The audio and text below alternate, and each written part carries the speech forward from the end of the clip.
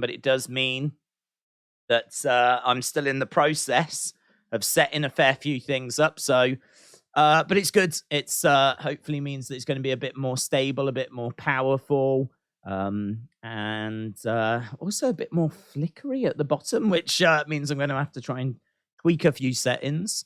Just need to get the chat going as well. Hope everyone is well. NXT obviously coming up this Saturday. Very much looking forward to that. There we go. There's the chats. What I want to do is find the text. Where's the text box? Can't find anything now on this computer. There it is. Pre-show. Boom. Lovely. So, yeah, I don't know if you managed to see the video that I put out, but the video had some interesting news about Bray being at an airport. I honestly have not seen the latest on that, so I don't know where the conversation is with that. We've also got an image of the stage being built, which I did put in that video, and I also put up on the channel. Over on the Wrestling Escape Pod channel, we've been putting up the predictions, and we've also put up little shorts for each match. So if you want to check out my thoughts on any of the matches at WrestleMania, there's little shorts over on the Wrestling Escape Pods where I literally give my thoughts, or equally, there's a 57-minute video that we did last week where we go in lots of detail. I did put a 2-minute video on this channel, just really hitting the key points. Nice, quick, doesn't outstay its welcome. So, again, that's on this channel. So I feel like we've been doing some work. I feel like we've been doing some stuff, and we managed to get this fixed, this computer, which is good. And we are back, baby. But what I'm not happy about is this flickering that's happening just behind me. Let me see if I can fix this. Oh my God, I am so good at this. I am so good. I have found something in this world I can actually do. Come on. How are you, Daze and chat, said AB Jobson. I'm doing really good, thank you. I'm doing really good. I feel like I'm achieving things, which is a very good feeling today. As I said, I've just recorded Wrestling Escape Pod. We've uploaded a prediction short. We did a video on the channel. We're now here for NXT. Like, we're boxing some stuff off, We're boxing some stuff off. I can see there's some conversations going on. John Moxley is trending because he did a sit-down chat with Renee. So they were talking about a few things. I saw him praising Marina Shafir, which I was really pleased about. I've got a soft spot for Marina Shafir. I think it's because I had such high hopes for her when she was in NXT, and it never came to fruition. I know she's botched. I know she's had bad moments. Like, it happens, right? It doesn't mean that she's horrific and going to be horrific forever. People can improve. So I would love to see her finally succeed. So if John Moxley is seeing something in her, I am quite pleased about that. But I know she's botched before people go, oh, she's botched, she's rubbish, blah, blah, blah.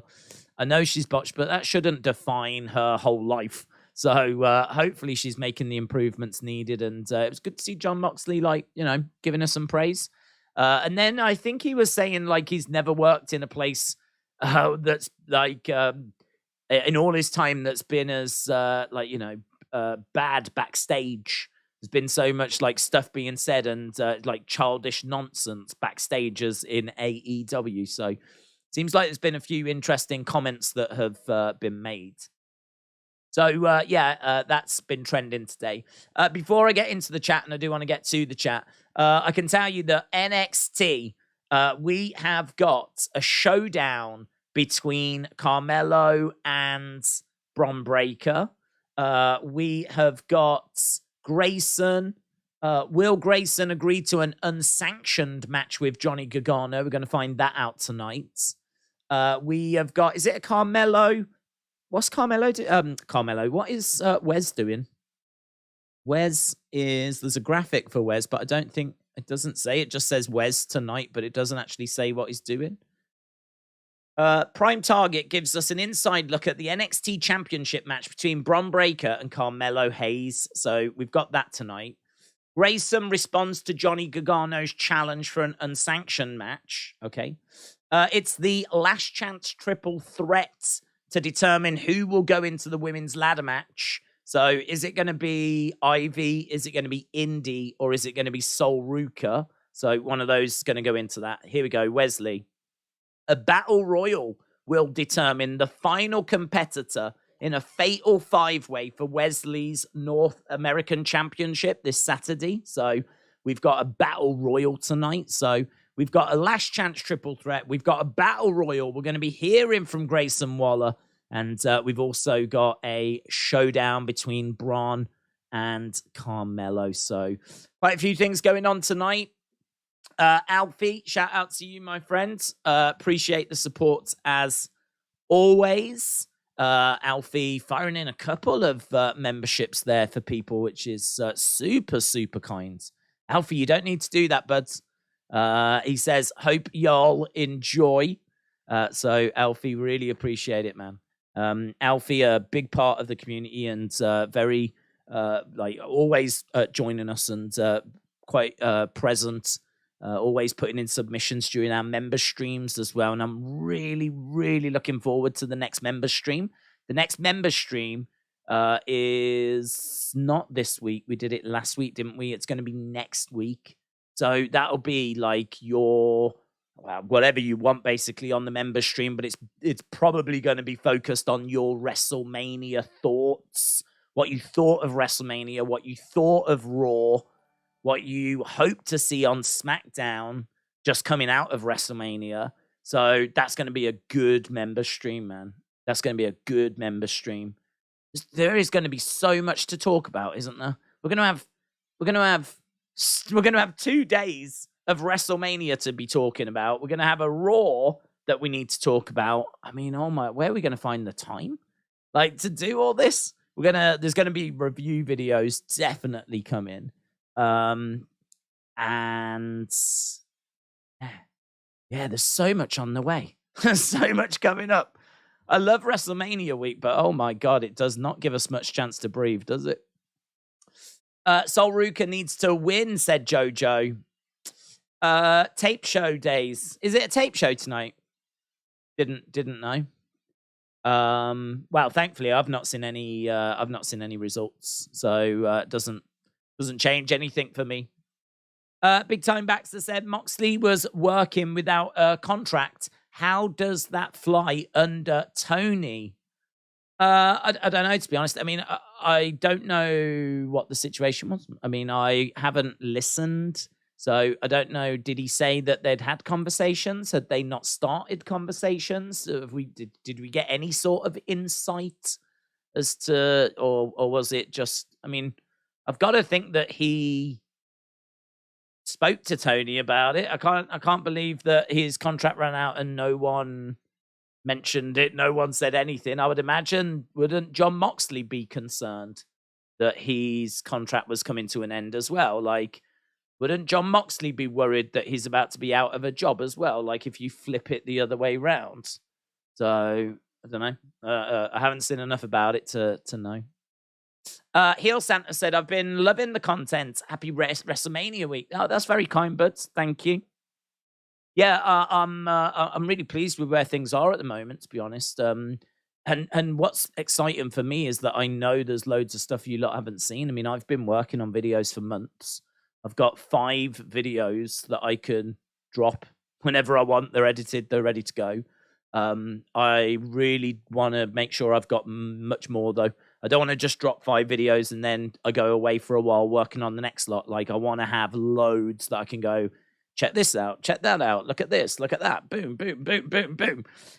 So I've got that. And also, we've been recording stuff on the Wrestling Escape Pod that you've not seen. We've been doing a load of Instagram stuff that you've not seen. So I've got all that content as well. So I've got loads of stuff, which I suppose I just need to go through and make sure is, packaged the right way and is made the most entertaining as possible. So yeah, not only have we got the streams, not only have we got member streams, not only are we going to have the little news videos and bits and bobs happening, reviews, definitely doing a review of both nights of WrestleMania, and maybe even the Raw after WrestleMania if it warrants it. Yeah, not only we got that, but we've got all this extra stuff as well. So Oh, it's a busy time, man. It's a busy time. Jack, shout out to you, my friends. Hello, hello, hello. Bray will be on SmackDown and WrestleMania, said TJB. Indy is going to win tonight, said X Mulder. James said, Moxley also said he could have walked into SummerSlam with the AEW World title because he didn't have a contract. Yeah, I mean, my thoughts on that are, would they even allow him to do that? He can say that he would do that, but would they allow him to do that? Because apparently Vince didn't want Mickie James taking the Impact title out at Royal Rumble. He didn't want to give Impact, like, you know, why are we promoting Impact? It was only when it was pointed out to him that it was actually in the contract that she had to be allowed to do that. And there was nothing he could do about it, basically, that they allowed it to do it. I don't think that WWE would want to show the AEW World title at SummerSlam. Why would they want to show this belt that they've not referred to, spoken about, or anything? I mean, Moxley coming back would be obviously a massive thing. Him having the AEW World Championship, though, like, that would raise questions like, what's that belt he's got? And, like, that would be free promotion for AEW. Like, I don't know that you would want to do that. I really don't. So I understand Moxley saying that he could do that, but I would seriously question as to whether WWE would even want him to do that and allow him to do that. So, but I mean, he's made comments many times about the fact that he's not interested in going back. You know, he loves this Moxley persona and bleeding and all that kind of stuff. That's so far away from what Dean Ambrose was. You know, Dean Ambrose was as close to that as WWE were ever going to get comfortable with, and like, I just can't see him going back. So, it's interesting, and it's a newsworthy comment, definitely. But there's definitely some stuff about it that makes me go, well, first of all, I don't know that they would want to show the AEW title, and second of all, he wouldn't want to go back. Really, unless he was like fired and he needed to make money. I just think that WWE just was not a good fit for him, to be honest. He loves the bleeding. The guy can't get to a ring without bursting into blood. So, like, he wouldn't cope. He wouldn't cope in WWE anymore. He'd be driving himself up the walls. So, yeah, some interesting comments coming out of that interview, though. Some interesting comments. It'll be, you know, it's more fallout, isn't it? This is the problem, isn't it? Because, like, once someone says something, someone has to respond. Once they respond, someone will stick up for someone else, or the person that they've just said it about will respond. Someone will always get dragged in. Then they'll make a comment, and it'll... Do you know what I mean? Like, this just keeps going. Like, no one seems to be able to shut it down.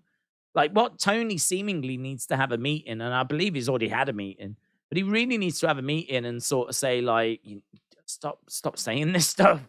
Like, take all this stuff out of the public domain, because unless we're going to find a way of showing it on TV and actually benefiting from it, like, it's just not it's not presenting us in the best of lights, is it? It's going to be really hard to get, like, a talent to come in, like Mercedes Moné and all these people, and get them to join when all they can see is all this non-stop drama, right? It can't be in their benefit. Maybe it would be in their benefit if they could find a way of getting it onto TV. I said, like, stop showing the ring, get the cameras, go in the back. That seems to be where the more interesting stories are happening in AEW at the moment. Get in the back. I want to see the interactions backstage. I want to see John Moxley's reaction as he checks his Twitter and sees a comment that CM Punk has made. That's what I want to see. I don't want to see flipping Hook taking on Stokely Hathaway. I want to see Tony Khan's reaction when Ariel Helwani tweets out something about WWE. That's what I want to see. Show me that stuff. That's way more entertaining. So, yeah, lot of fun and games going on in AEW at the moment. Alfie said, got the top secret video ready for Sunday. Other than that, how are you? I'm good, thank you. What are you most excited for Stand and Deliver? To be honest, I think that Grayson Waller has really come through for me. I think that he's someone that I've always paid attention to. But I think that like him like going off on Shawn and us not quite knowing where that was going to go, I think that's been quite interesting. And I mean, it was sort of teasing that we were going to get Shawn. We ended up getting Johnny coming back, which, you know, I mean, that's still not bad. People were massively into it. It's going to be a banging match. It's going to be a banging match. It gives Johnny something to do on WrestleMania weekend because, to be honest, if he wasn't doing this match, he probably would have just been in the Andre Battle Royal. So it gives something for Johnny to do. It's a big match for Grayson Waller, and I think it's going to be a banger. I mean, Johnny Takeover. Johnny always delivers big matches when it comes to like those big NXT shows. So that's the one I'm most looking forward to out of all of them. I think the new women's champion being crowned as well is quite interesting because I think there's a real argument for a few different women. I mean, if you're not going to pull the trigger on Indy Hartwell right now, are you ever going to do it? I mean, it really feels like Indy Hartwell should get into that match tonight and she should win it. I think Sol Ruka is great, but she's one for the future for me. Ivy Nile is great as well. Maybe just a little bit on the small side. She's been faffing around in tag teams and stuff, and I don't know, she could definitely win the belt and be like a little pit bull. I see her as like a little pit bull. She's a tough little thing that's, you know, it's going to be a nightmare to like break her down and beat her. But I don't know. I feel like you can turn to her at any time. I feel like Indy Hartwell's just had it horrific for a long time. I sort of feel like she could really do with it. They might go with Tiffany Stratton, though. They seem to be really on board with her. They seem to really like Tiffany Stratton. There's been a lot of noise coming from Tiffany. So Tiffany might be one of the favorites to win it. But I would like to see Indy do it. But yeah, I mean, that's got my interest as well because I can't say, and I could be wrong, but I can't say there's an out-and-out favorite. I can't say I'm sitting here going, oh, that's going to be it's clearly such and such. Like, I can make an argument for Tiffany Stratton. I can make an argument for a few women, but I don't know that I can sit here and say, it's definitely this person. Definitely going to be this person. So I really like that. So I'd say that match is definitely grabbing me, and the Grayson Waller one's definitely grabbing me. So, Alfie, which one are you hyped for? Which one are you hyped for as well? Daze, the red Hell in the Cell is gone. About effing time. It was awful, said James. Yeah, good to go back. I think it's a good change. I agree, buds. I saw a video that said Becky wants to fight on both nights and be called Becky 2 Fights, says Salami. Yeah. I mean, her making those kind of comments is one thing. Her being allowed to do that is a completely different thing. I think that we're obviously pushed for time. WWE are going to have like certain times that they're going to want to hit the starting at a certain time. They're going to need to finish at a certain time. They're going to want these matches to have a certain time. So like trying to shoehorn in a Becky Lynch match that's not been planned for is going to be difficult. And honestly, I just don't think it's needed either, to be honest.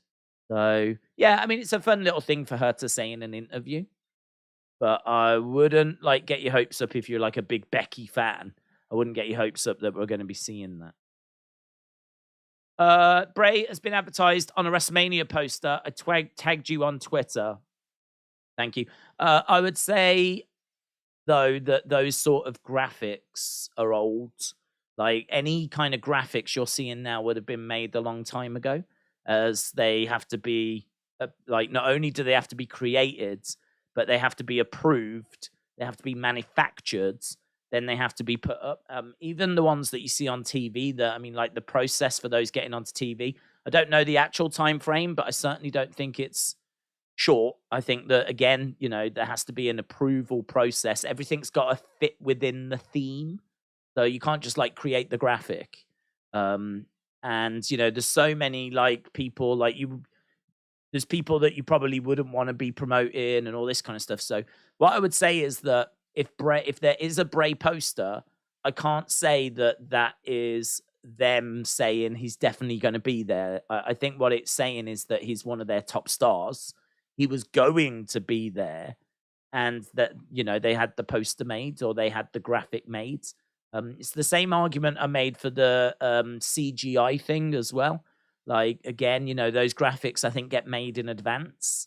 And so it's a case of, like, I think that one, unfortunately, I don't think there's anyone going, should we put the Bray one up? Oh, we don't know if he's going to be there.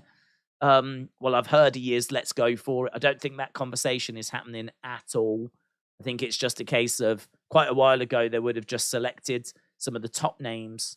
All your top names are going to make it. So you select some of the top names, put them on the posters, and get them produced, get them out. So, yeah, I don't know. I'm not sure how much you can read into that. Deadpool Party said Bobby is going to win the Battle Royal. Bray and Uncle Howdy are going to attack him to set up WrestleMania Backlash. Thoughts on Wardlow going to WWE? I feel like AEW are burying him. He would be awesome in WWE. He's a great talent. Yeah, I think he'd be good. I think, though, that WWE is pretty stacked full of talent. I think that you could look at someone like Karrion Kross and make the argument that he's not being treated right. I think you could look at the likes of Shinsuke Nakamura and wonder what the hell's going on there. I think there's, a list of names that you can go down and question what are they doing with these people. The concern, of course, would be you could bring Wardlow in, and where would he be on the card? Where would he be on the card? Because it's stacked, and it's only going to get more stacked as we're looking at Carmelo coming up, Grayson coming up, Braun coming up. Like, you've got all these great talents in NXT that are chomping to come up. So it's difficult, isn't it? It's really difficult. I like Wardlow. I think he had great momentum when he was in that feud with MJF. I think he's really cooled off. I think WWE could definitely do something with him, but they equally can do something with quite a few people on their roster. And so could he go to WWE? Sure. Would they want him? I think they would. Can't guarantee, though, that he's going to be like a top name, because I definitely see him in the mid-cards. Definitely see him in the mid-card, competing for the mid-card titles. Maybe I could see him similar to like what we're doing with Karrion at the moment, But again, what we're doing with Karrion, is it that great? I don't know. It's tricky. It's really tricky. I feel like AEW have got no excuse for not using him better, because even though they've got a big roster as well, he is getting TV time. He is getting on their TV. It's just he's not in very good feuds. He's not doing very good stuff. I mean, if you compare what he was doing with MJF to what he's been doing recently, it's like night and day. It's really night and day. So, yeah, I would love to see him. Doesn't matter to me if it's WWE or AEW, to be honest, but I'd love to see him get in better stories and more to get his teeth into, and really build him up again and try and get him back to how good he was when he was with MJF. So, yeah, I agree. I would like to see more from him. Any thoughts on the Wardlow situation? I'm not aware of a Wardlow situation. Is there a Wardlow situation going on? Does he want to leave or something? Let me have a look at Wardlow. Wardlow is AEW booking Wardlow into the WWE. That was a couple of days ago from that WrestleMania. Wardlow, Jade Cargill would be better in WWE. Belief that Wardlow will jump ship after poor booking. This is ringside news. This is a couple of days ago.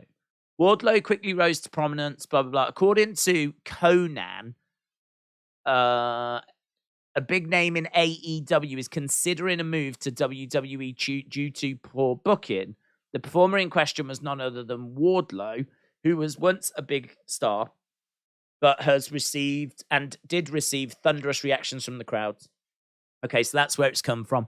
Conan reckons there's someone high up in AEW that I don't know if he named him, but apparently they are interested in going to WWE because of how badly they're being booked. I would say really that's difficult. That's only he knows what offers are on the table. Only he knows what people are saying to him. Like, has he had any conversations with Triple H? Are WWE interested? How like, does he know they're interested? Has someone said something to him? How detailed were those conversations? Like, has someone said, we'll bring you into NXT, work with you, get you up to the main roster and take it from there? Or have they said, we see you as being a decent star, we want to take you straight to the main roster, we want to, without knowing what's being said to him, I really don't know what to say. He is someone that has got great potential, and I think is being underutilized. But as I said, there's a good chance he'd be underutilized in WWE as well. Wardlow is stuck in a contract till 2024, said Jeremy. What's your opinion on Cody ending Solo's undefeated streak? My prediction is Cody will win at WrestleMania. Did you hear that Ryback will be in LA for WrestleCon and for WrestleMania? Yeah, I think a lot of wrestlers come in for WrestleCon. I mean, if you're a wrestler, that is where you need to be in it, really. You need to be there because all the wrestling fans are there, and people will pay for pictures, they'll pay for autographs, they'll buy your merch, they'll see you at shows. There's plenty of shows going on. Like, if you're a wrestler, you've got to be there. So Ryback being there doesn't. I certainly don't think he's coming back to WWE if that's what we're hinting at. In regards to Cody ending Solo's run, I think I'm all right with it. I think that, to be honest, if Solo's going to lose, it needs to be for a reason. Like, not everyone needs to have an undefeated streak, right? I think if you are a killer like Solo and you are going to lose clean, I think that the right thing to do would be at least make it matter. At least make it matter. Don't just put him in a match against, I don't know, Madcap Moss and Shock Horror. Madcap's picked up a shock win, right? Make it matter. This mattered because Cody needed a big win building up to WrestleMania. He needed, like, something that would make people, because there's been a lot of conversation, as we've said, where people have made the comment of, I don't know that he deserves it. Because, again, we talk a lot about the casual fans, and there are casual fans that have only been watching WWE, and they've only been watching for, I don't know, 3 years, 4 years, something along those lines, 5 years, right? But they only watch WWE. And so to them, like, they might have gone back and watched the old stuff and seen Stardust and everything and know, like, that's Cody. Maybe they know it's Cody, maybe they don't, right? Whatever. But to them, they've only seen him come back, wrestle 3 matches against Seth Rollins, a couple of things on Raw, whatever, get injured, come back, win the Rumble, and now he's meant to be the one that's going to end Roman's title reign. Like, I have had people commenting saying that they just think it's too quick, and it's hard for me to agree because I've seen his career, as have many of you, right? So I think for us, like, it's hard to kind of go with that because we've seen the journey, we know the story, we've seen him be Stardust and be so far away from the title picture. When he was Stardust, I mean, he was never getting to the belt. It was going to need some absolutely huge for him to get to the title. And it happened. I mean, he left and, reinvented himself, American Nightmare, and boom, here we are. So, amazing journey, amazing story. But I think people want to see him achieving stuff and earning it and showing that he is the guy. He is a threat. He is worthy of this.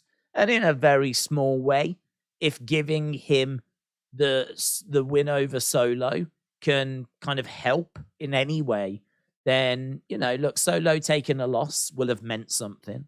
It will have boosted Cody. It might have, all of a sudden, there might be some people sitting up going, damn, fair play. He's just gone and beat Solo clean, you know. So I think it's pretty good, to be honest. I think it's pretty good. I didn't expect it. I thought, and I think this is why I'm praising it, because I thought they'd cop out. I was expecting the cop out, the usual WWE cop out, where we just get the Usos involved, we get Sammy involved, we get Kevin involved. I mean, during the watch long, I was like, oh, look, here's the Usos. Didn't see that come in. Oh, look, here's Sammy and Kevin. Didn't see that come in. And then they started fighting to the back, and I was like, oh, actually, I didn't see this coming. Are we going to get a clean finish? Oh, he's beaten Solo? Okay. Didn't expect that. Fair play. I like to be surprised, and I was genuinely surprised. I mean, there's no way Cody was losing. There was no way. Not this close to WrestleMania, when he's, you know, being built up as a threat to Roman. So I never thought he would lose. But equally, I can't say I thought he would win. I thought those teams would get in the ring, interrupt, and break it all down. And, you know, there'd be a no contest. So, big call. Big call. It'll be one that divides opinion. But for the reasons that I've just stated, I don't mind it. Not everyone needs to have an undefeated streak. I just think if you do lose, it should really matter. If you're credible, then it should matter. And this was the problem when Carrion lost to Jeff Hardy. Carrion came up. He was undefeated in NXT. Came up to main roster. I think, was it his first match, maybe? Got rolled up by Jeff Hardy. 1, 2, 3, lost. It was like, what? Huh? What are we doing with Carrion? It just didn't... I mean, it was Jeff Hardy as a credible opponent, but, huh? What? Like, you've just completely thrown that away. Just completely thrown that away. And he had the gladiator straps, kinky cross, and not long after that, he got released. I mean, it was clear that they just never really believed in him. And you could tell that from the fact that he took that L on, like, his first match or whatever. So, yeah, that, I would say, is a great example of how not to do it. But the Solo one, I'd say, is an example of, yeah, I mean, that was good. And I can't remember if there was another part to that question or not. I just talk too much, don't I? I think we all know that now. Yeah, okay. I can't find that. I can't find the part of that comment, but I hope I answered as much of that question as I could. Jim said, I can't imagine only watching WWE. That would be so boring. Jim, shout out to you. Hope you're well. Hope you're excited for WrestleMania, bud. Steven said, what do you think to Bloodline versus Sammy Owens, Cody, Hell in a Cell, winner take all, including tag titles? Hang on. Bloodline versus Sammy Owens, Cody, Hell in a Cell, winner takes all. We have seen that before. There was it Seth and Becky in a mixed tag match against who? Against who? I want to say Carmella was involved, but I really don't know. But it was... Who was that match against? I've got a feeling Becky was the women's champ. Seth was maybe the WWE champ, and it was the winner of the match took the belts. So Becky would have lost hers, Seth would have lost his. So we have actually seen that before, where multiple titles are on the line in the same match. This would be one of the most high profiled like tag belts and undisputed. It'd be, at the moment, it would be the undisputed tag belts and the undisputed WWE Universal. So it'd definitely be the most high profile match of that type. Oh, how do I feel about it? I mean, my first reaction is you're putting all your eggs in one basket there. But then my second reaction is that a problem? Is that a problem? You're putting all your eggs in one basket, but is that a problem? I think for the story, it probably makes sense. I think the Bloodline trying to unite, get on the same page, win their belts back, and it being like a grand showdown. I don't mind that. I suppose in a way, actually, I'm wondering if you're going to go for it, go for it. Could you not put a mid-card belt in there? Could Solo not be the United States champ? and have someone else join up, like AJ Styles, maybe. AJ, Cody, Sammy, Kevin taking on Solo, the Usos, and Roman Reigns for the United States title, the Undisputed Tag title. I mean, you are putting all your eggs in one basket. I don't know what the rest of the card looks like. I mean, I'm sure you can put on like a women's title match. You can put on the Intercontinental title. I'm sure you can find a grudge match. I'm sure you can pad it out. But, I mean, you are putting a lot of titles and a lot of focus just on that main event. But is that a bad thing? I think I'd be down for it. Let's do it. Yeah, let's do it. What I would say is I don't love it because I do worry that we are putting a lot of eggs in one basket. And I don't know what the rest of the show would look like. And I don't know how the build would look because, again, we're putting all of our eggs in one basket.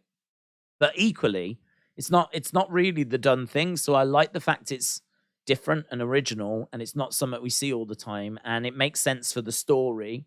And I'm down for it. Yeah. Go for it. Can you make that happen? Can you get that booked? Because I'm down for seeing it. So Stephen, yeah, I like it. It's a confirmed thumbs up from me. Jojo said Cody hasn't done much since he returned. He's been out for 7 months. Yeah, I am seeing those comments. Yeah. Sean said I would love to see Kairi Sane come back to WWE. Yeah, I always like Kairi Sane. It was the same as when he was feuding with MJF when he beat Wardlow. It mattered, said Planet Dan. Horror King said, outside of Bloodline this year, WrestleMania is a bit to me. Okay. Yeah, I mean, what I would say is that I think when I think about WrestleManias when I was young, I never knew the builds because I wasn't watching them. So I got into wrestling in '92. The first WrestleMania that I properly watched and knew the build for was WrestleMania 9. So anything before WrestleMania 9, I never watched the build for it. I wasn't around. I wasn't watching wrestling. So, but when I got the video for those shows, it didn't matter because I can't remember actually if they did show. I think they did show you video packages. Not for the early WrestleManias. I don't know actually when they started, but they definitely were showing video packages. More towards like, the 7, 8, 9 kind of stuff. But yeah, I mean, you didn't quite know how you necessarily got to the matches for the early ones. But it was just, it's this person versus this person. Commentary were doing a great job of, kind of telling you the story. And they were doing a good job of like telling you the strengths and weaknesses of both guys and kind of how long they've been feuding for, what they're feuding for. And as a viewer, I suppose in a way, casual. Got to say, I was a casual. I was a casual because I hadn't watched the build. I was only watching the show. Just like if someone just tuned into WrestleMania this year and hadn't been watching wrestling, but they just want a fun night. It's WrestleMania. Do you want to check it out? And they tune in and they'll see the video packages. They'll be brought up to speed. The build is not going to matter. Like, it's going to come down to the video package, the job that the commentary team do of telling the story of the match. And then, of course, the match itself. So what I would say is I completely agree that the builds for a chunk of these matches, definitely Bianca Asuka. And the showcase matches, right? I would completely agree that the build for these have not been the best, right? Haven't been maybe quite what we were hoping for. I think you could look at Theory and Cena because they've only really had, was it one moment together? That's it. I mean, it was a great moment and Cena killed him. And then I enjoyed the Theory promo on Monday, but it's not the biggest build in the world, is it, for the United States title? Just a couple of segments where they're basically just cutting a few promos. So I would agree that the build hasn't been the best, but I do think the card looks pretty decent. I think that Cena and Theory, once they get into it, I mean, that could be a great match. You know, Edge and Demon Balor inside Hell in a Cell, that could be a great match. Sammy and Kevin against the Usos, that can be a great match. Bianca against Asuka can be a great match. Charlotte Rhea. I think a few people have got concerns about that because I don't think their match at WrestleMania 36 was bad, but it equally wasn't. I mean, I remember that match being quite good, actually. It might not have been like a 5-star classic, but I do remember that match being a match that I enjoyed. And dare I say, it might even have been my favorite in-ring match of those 2 days. So I don't know. I don't know if people are sleeping on that one, you know. I know we don't like Meltzer, right? But what did Meltzer score it? I've got a feeling that I did enjoy that match. I've got a feeling even I'm sleeping on it a bit, but my point remains. I think that match has got great potential. Cody Roman has clearly got great potential. I think once you go through the card, there is great potential there, but I do understand people going, just not really hyped, or not as hyped as I was hoping I was going to be. Oh, he copped out, man. He copped out and he didn't rate them. Dave Meltzer decided not to rate any of the matches. Here is his explanation. Rating an empty arena taped and heavily edited, let alone produce movies, as pro wrestling matches is ridiculous. Pro wrestling matches don't have the benefit of reshooting moves, having cuts in filming, and redoing things that don't look good. Special effects after the fact, taking out slow spots. It's both unfair to wrestlers in certain matches, blah, blah, blah. Okay. Well, he didn't rate them. Did they touch up WrestleMania 6 that much? I wasn't aware of it. I know you've got the Firefly Funhouse match and the Boneyard match, but I don't know. Was Charlotte versus Rhea like touched up? Was Becky and Shayna Baszler changed that much? Was Angel Garza and Austin Theory versus the Street? Who even remembers that match? Angel Garza and Austin Theory against the Street Profits. No way would I have told you that match had ever took place. But it took place at WrestleMania 36. Bobby Lashley against Aleister Black. Do you remember that? I don't. Elias against King Corbin. I think I've just got a bit of amnesia about WrestleMania 36, you know. Right, well, anyway, that's that. I can understand it. I think it's going to be, hopefully, it's going to meet our expectations. Quincy Elliott has been eliminated. We're starting with the Battle Royal. We're going over to NXT.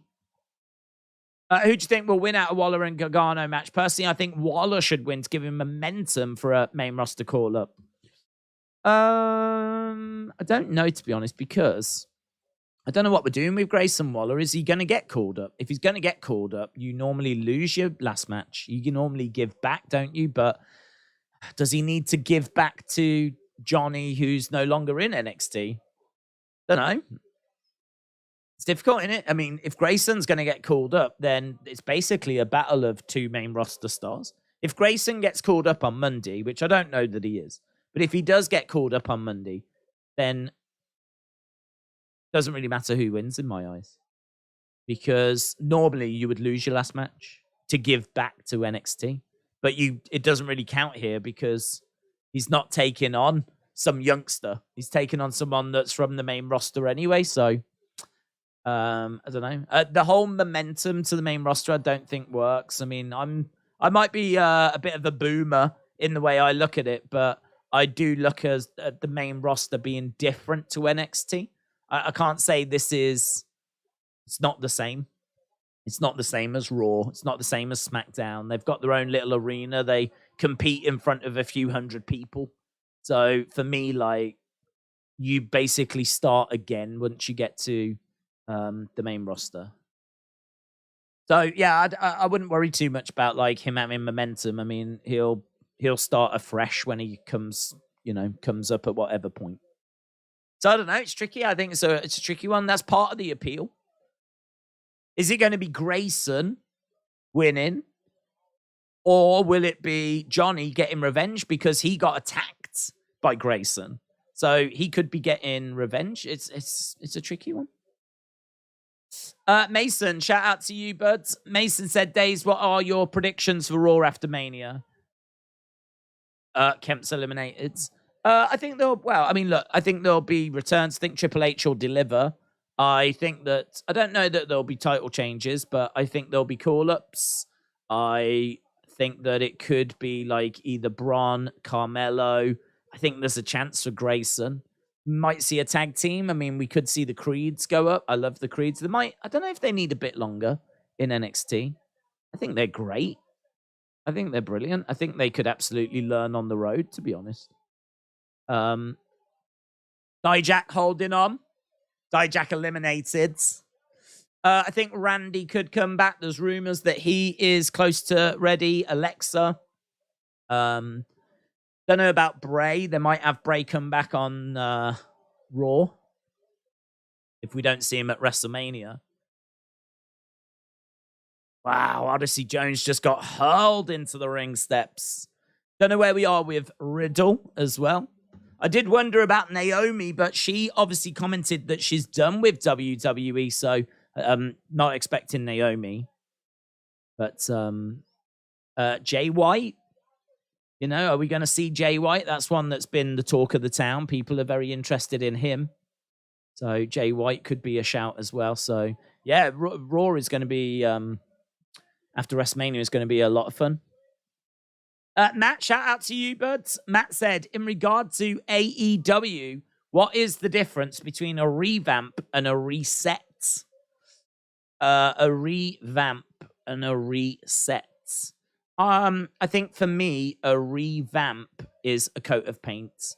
I think if you are revamping something, I think that you are just basically touching it up.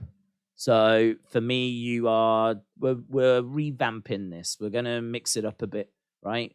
A reset that feels a bit deeper.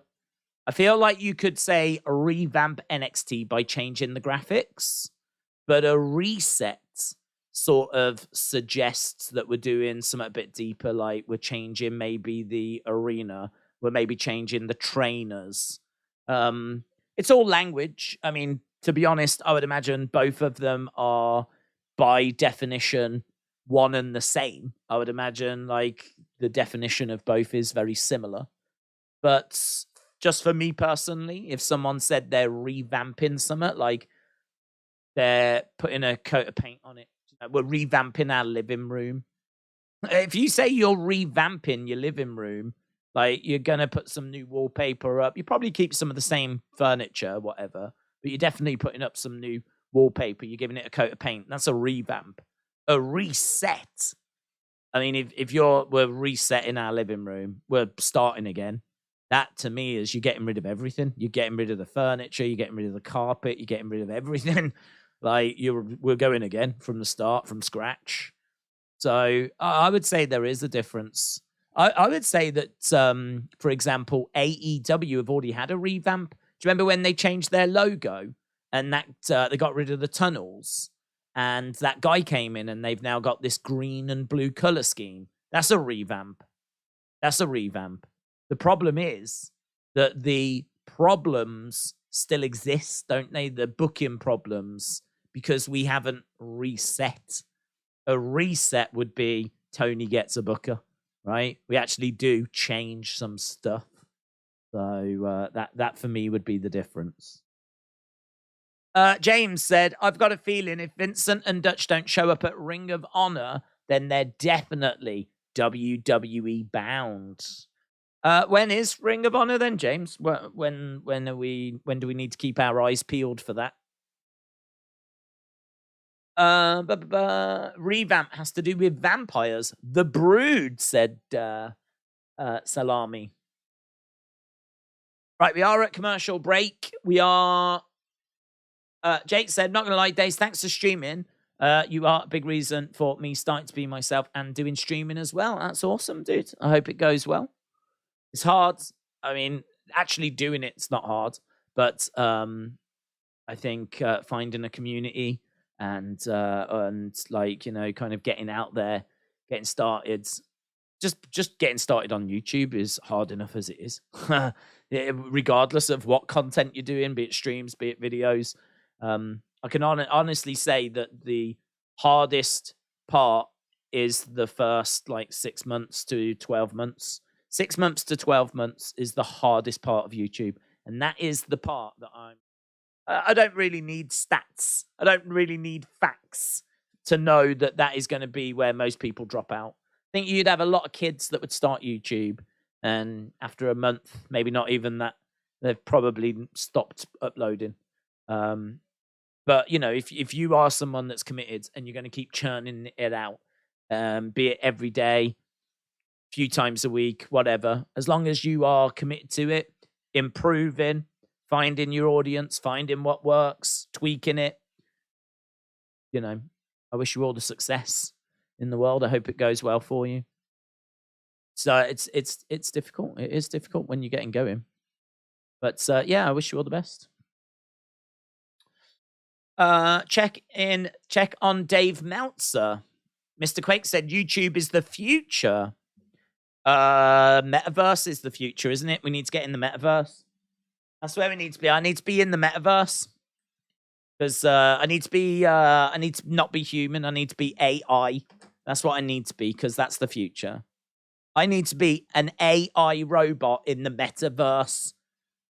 And I'm not. I'm neither of those things. So basically, I'm already outdated. That's life. That's life. I'm a boomer. Right, I tell you what, we've got down in numbers here. We're down to 5. We got Axiom, Charlie Dempsey. Is it 5 or 6? We've got Dabba-Kato. We got Apollo. Dabbo hurls Apollo. Apollo chucked out the ring by Dabba-Kato. Dabba-Kato then, big boot coming in by Jinder as Charlie Dempsey grabs Dabba-Kato, hurls him into the corner. Nathan Frazier, crossbody, lands onto Jinder Mahal. Axiom with a big strike there. Super kick coming in. Jinder goes over the top rope. Against the ropes goes Axiom. He collides into Jinder. Jinder goes crashing into the commentary table. Oh, it's all happening. But she is okay. She is an old days. Not many of us left. William, shout out to you. OG. Dabba-Kato eliminated. Dabba-Kato chucked out the ring. Coach Co said Michael Jackson's poo is green and blue. Ghost poop boo. Coach Co's been drinking again. Coach Co's been drinking. Shout out to you, Coach Co. Na. Hey. Goodbye as Axiom, Charlie Dempsey, and I think Nathan Frazier battling away here. The final spot for Wesley's. Oh, look at that deadlift German. Wow. Nathan Frazier springboards off the ropes, missile drop kicks. Charlie Dempsey down. Dempsey against the ropes as Axiom clotheslines. Dempsey holds on. Shot coming in there by Dempsey. So weird, isn't it? So strange seeing this young William Regal. It is mental. Dempsey down on the outside of the ring. Dempsey eliminated. Dempsey eliminated by Axiom. A lovely one. I mean, his core strength is just absolutely incredible, Dempsey. There's Nathan Frazier. Springboards, missile drop kick. And he gets kicked off the ring. So we are down to Axiom and Nathan Frazier. These two had a, was it best of 3 contest these two had? We saw them compete against each other. Fair bit. Look underneath. Against the ropes goes Axiom. He gets knocked back. Kick coming in there by Frazier. Inzaguri. Axiom goes down. Nathan Frazier grabbing Axiom. Axiom off the ropes. Hurls Nathan Frazier. Kick coming in. Nathan Frazier goes down to one knee. Gets chucked onto the ropes. He, wow. I mean, this feels like NXT's answer to Kenny and Vikingo. Daze Ring of Honor Supercard is on Friday night, same time as SmackDown. Thank you, James. This is awesome chants from the NXT crowds. Without Carmelo in NXT, I don't think I'm going to watch NXT after he's gone, said Horror King. Shot coming in. Kick to the midsection. Spun round. Forearm strike. Down goes Nathan. Big boot there by Axiom. Axiom back in the corner is urging Nathan back up on his feet. Getting ready to charge over. Kick there by Nathan Frazier. Down goes Axiom. So this match continuing. We've been down to a final 2 for a little while. Frazier coming over. Big chop.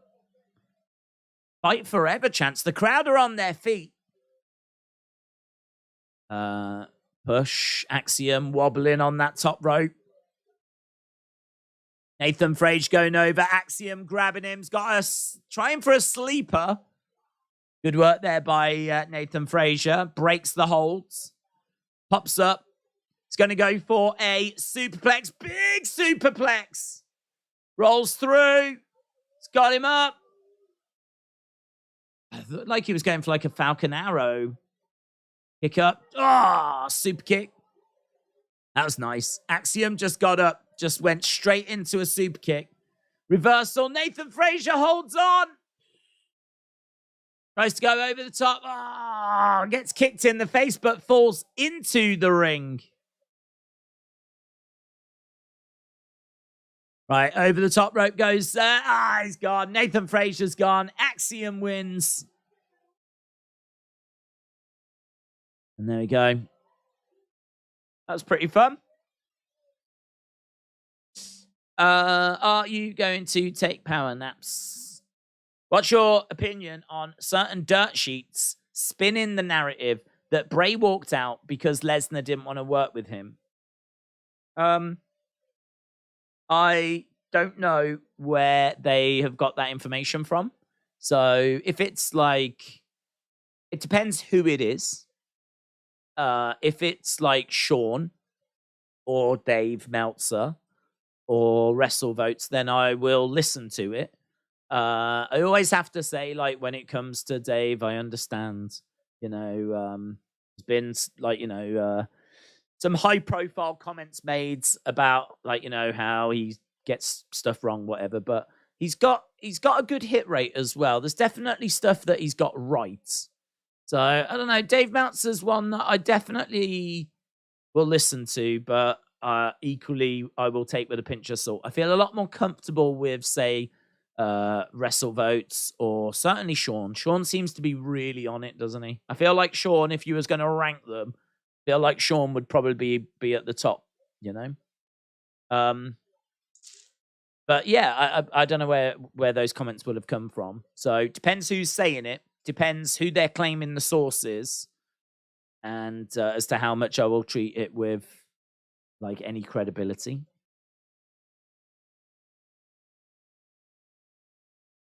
Right, so Pretty Deadly just talking about Axiom winning and earning his spot in the North American Championship match. Wesley, Dragon Lee, Ilya Dragunov, JD McDonough, and Axiom. That is going to be the final 5. Boom. I am Chief. I love your show. Broadcast in the kitchen all the time. Stanton Adams, shout out to you. Shout out to you, my friend. Appreciate the support. Bray is in LA by now, said TJB. Daze, I'm going to need a detox after this week. Oh, you will, mate. You will. Hey, I don't know if people saw, but James put video on his channel, predictions. Check them out. Good. You should do a review. I did leave that in the comments. But you should do a review. Put your thoughts out. Right, here we go. Look, we've got Thea Hale. We got Tyler Bate. We've got Andre Chase. We've got Duke Hudson. Duke Hudson's not really buying it, is he, in the background?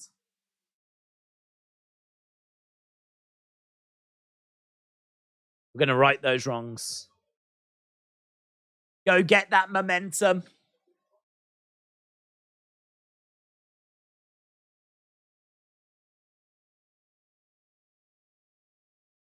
He's going to bring home a victory for the university. Let's take the fields. Let's go chase you. Coach Co said Shawn Michaels' autograph appears to be a PP. Shawn Michaels' autograph appears to be a PP. There will be people right now, myself included, Googling Shawn Michaels' autograph. Shawn Michaels. Well, I've got his autograph, you know. Shawn Michaels' autograph. Does it look like a PP? Oh, it's brought up his autobiography. I didn't mean his autobiography. I put auto, and it thought I meant autobiography. I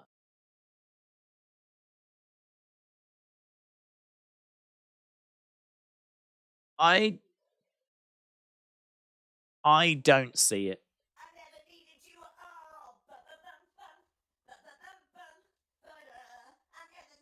I don't see it.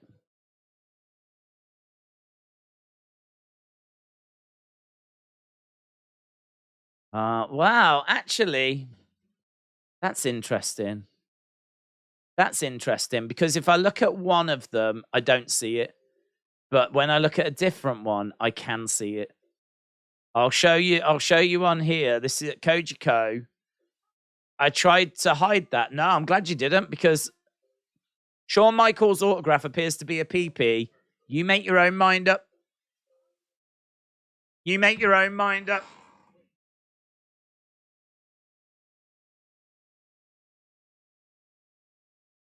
I mean, there's definitely something going on. There's definitely something going on. That is all I can see now, in all fairness. That is all I can see.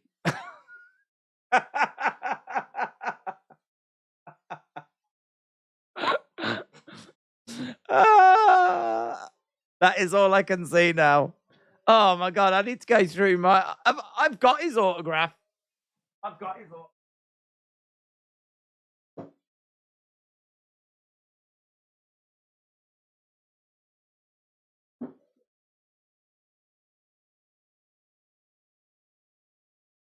I think I've got his autograph.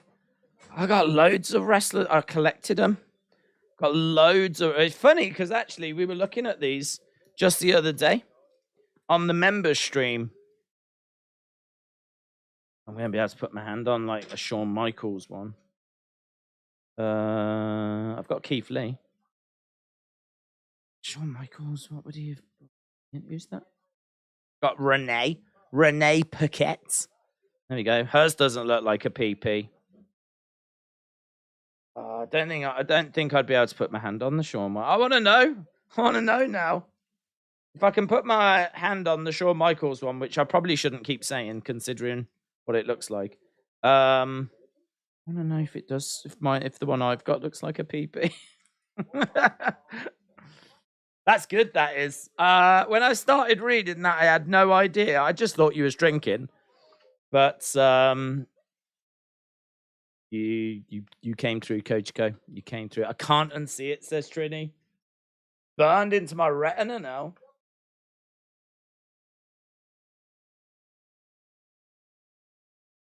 Got that CM Punk. That's quite nice. That again, no PP. No PP. Yeah, I don't know. Oh man, I wish I could have found it. We got Briggs and Jensen. Bret the Hitman Hart. William Regal.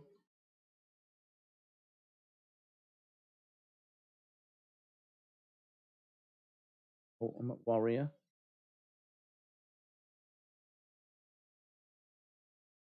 Here's Fallon Henley. And Yana.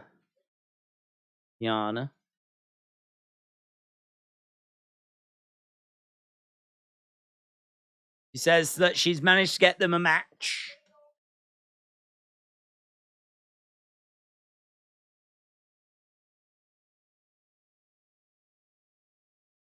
So if they win, they'll be added to the tag match, apparently.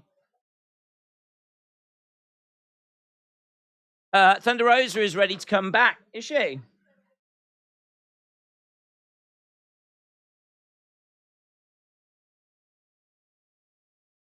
Okay, so they're going to get added. That's good for them. I just want to see if I've got... I really am desperate now. I'm desperately trying to find this Shawn cards. If I don't have... If he doesn't look like a PP, I'm going to be absolutely devastated. Legit, I'll be so upset. Daze searching for PP. I am. Guys, this is basically porn. I'm basically searching for a PP. I'm actually a bit concerned that I can't find my Shawn card. Right, we got Von Wagner in the ring.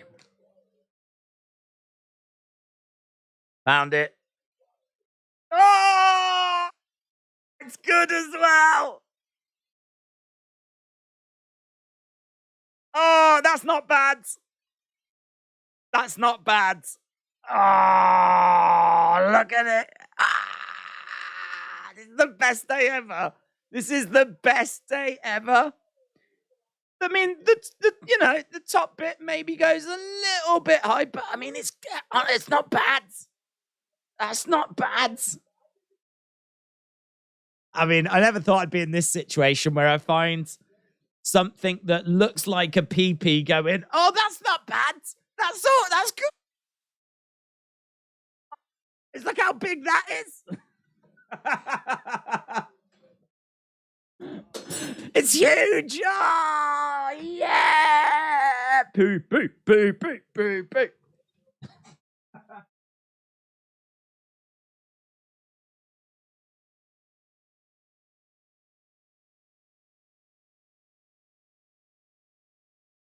I've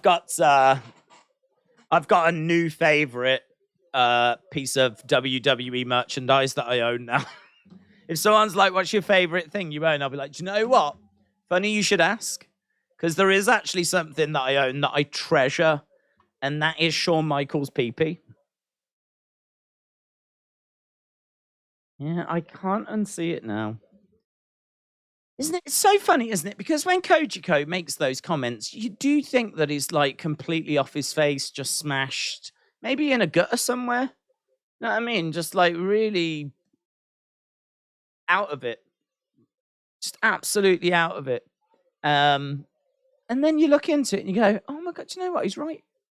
He's right. Amazing. Shout out to you, Kojiko. That's what she said Corey.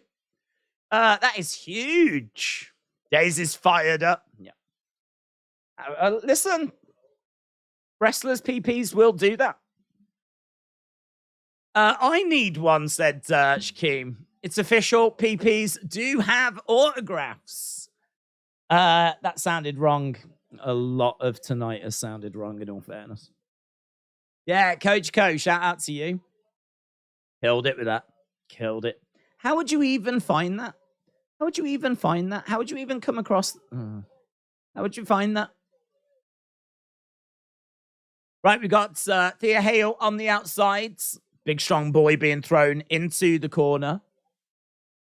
He's just a sexy boy, said Boo Brancher. Isn't he just? Isn't he just? Oh, Shawn. That was sensational, Sherry, as she was just looking at her Shawn Michaels autograph. That's all that was. Oh, Shawn. Right, Tyler Bate in the corner. Your dong would be disappointed. Thank you so much for this sex education class, said Irish Rebel. You're welcome, mate. That should pretty much answer everything. Done. Shoulder. I think they're uppercuts, actually, but he was throwing his shoulder into Von Wagner as well. Von Wagner in the corner. As Tyler Bate collides into him. I thought Tyler Bate was going to take on someone from Schism. I know that they're trying to get momentum, but wouldn't it have made more sense for him to have took on like one of Schism? Maybe not the Rock's daughter, but bop and bang. Bate goes against the ropes, and Robert Stone. Thea Hale has dealt with him before. Thea Hale should come round. She's slammed him before. Yeah, there we go. There's press by Thea Hale. Thea Hale kicking away at Robert Stone. Booting him out of the ring. Thea.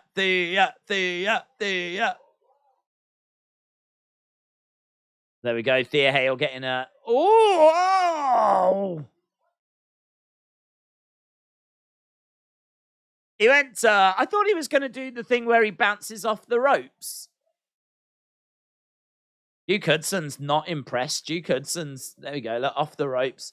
Tyler Bate just went flying over the top. Landed onto Robert Stone.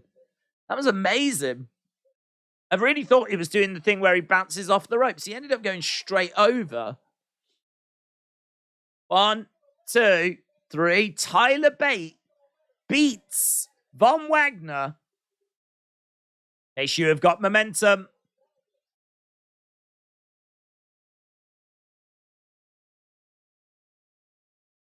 There we go. Chase you. Now I want autographed HBK cards, said Blaze Radio. I know. What I would say is that if you are going to go and have a look and purchase one, make sure that it looks as much like a PP as possible. Because when he first said it, I was like, I don't see it. Because there's some on here that don't look like it. There's some on here where it doesn't look quite this like it, but there's the one that we found. I still got the image of it. I mean, that's a good one. That's a nice card, actually. What with Shawn and Triple H? Nice cards. Schism are on screen.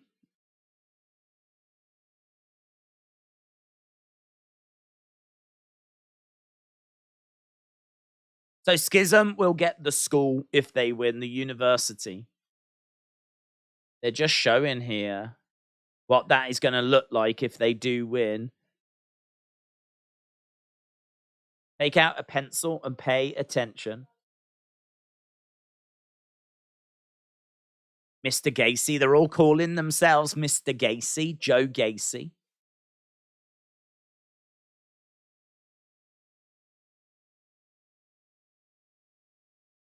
Four roots, one tree. That's the line that they're having to write.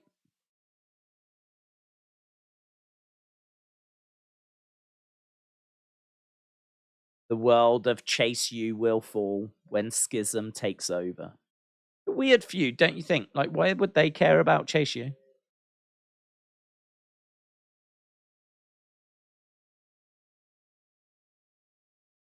There we go. Spooky. Spooky. Roxanne. Roxanne is up and about.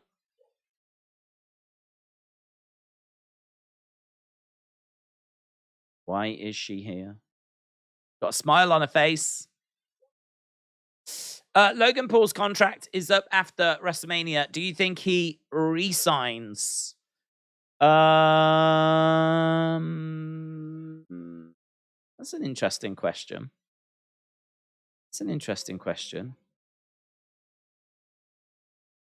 I really don't know. If he is enjoying it, I mean, I've got to think the money's pretty good. I've got to think WWE would probably, look to keep him. There was rumors of Logan and John Cena at SummerSlam. I could see him re-signing, yeah. I could see him re-signing. I think there's plenty of matches for him to have. I think that the boost that he gives to social media, if you look at the ratings of the shows that he's on, it doesn't seem to do anything. But I think the fans of his don't tune into the wrestling to watch him. I think they just watch the highlights of him. I think they just watch the clips on YouTube and the videos doing the rounds on social media. And, maybe they'll tune in to watch his match at WrestleMania, but they'll probably just watch the highlights. Getting people to actually tune into the shows to watch it seems to be a challenge.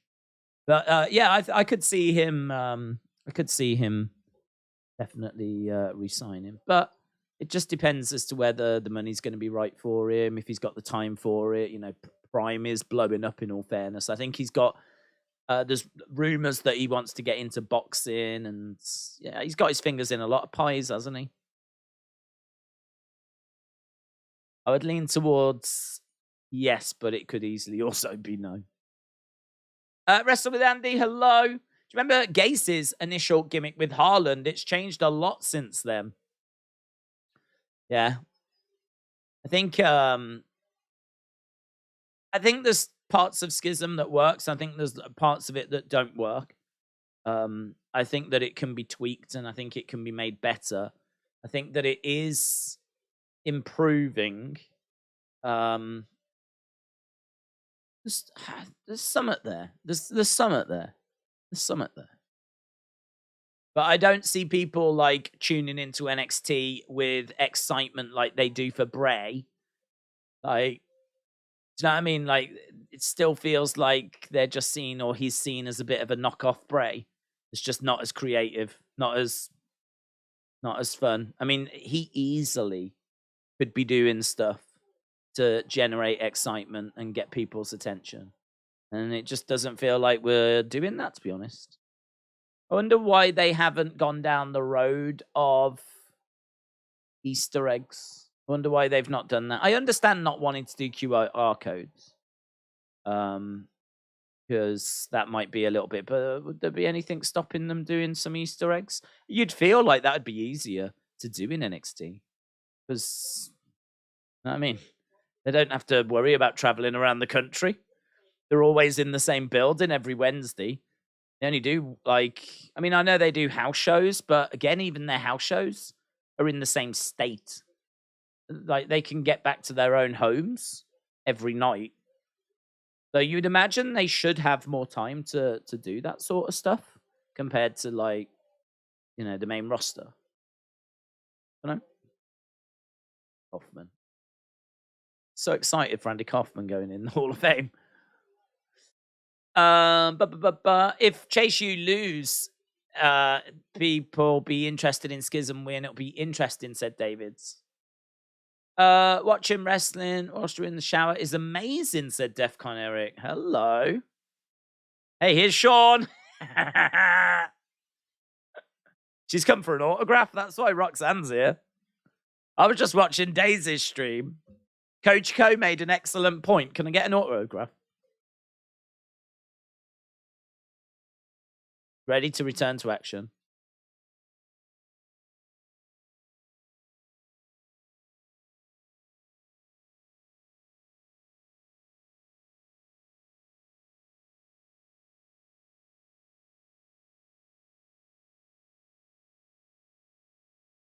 I'm thrilled you're feeling better.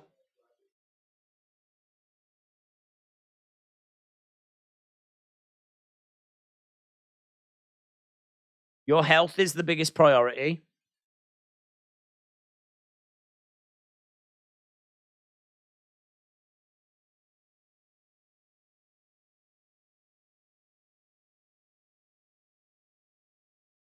You can have the first title shot.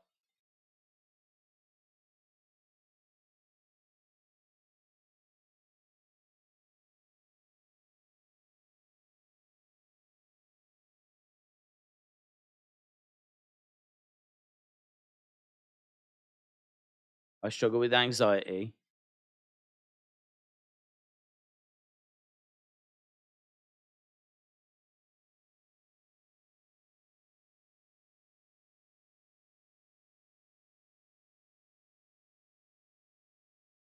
Is this?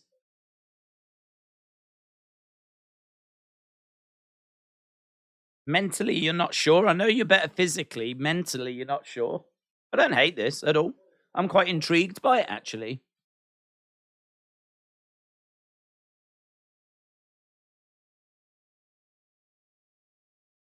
This is good.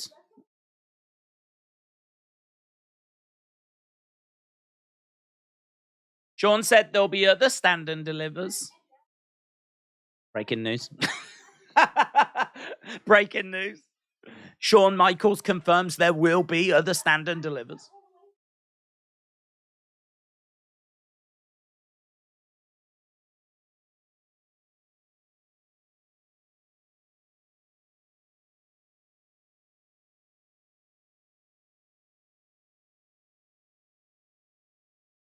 Please let me do this.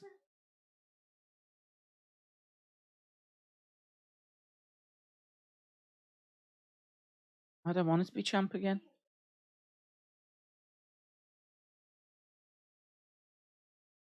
Ah, am I meant to be happy that she's going to get in the match? I wanted Indy. You deserve the right to defend your championship. No, we stripped it off her. She's not the champ anymore. Ah, stupid PP autograph man.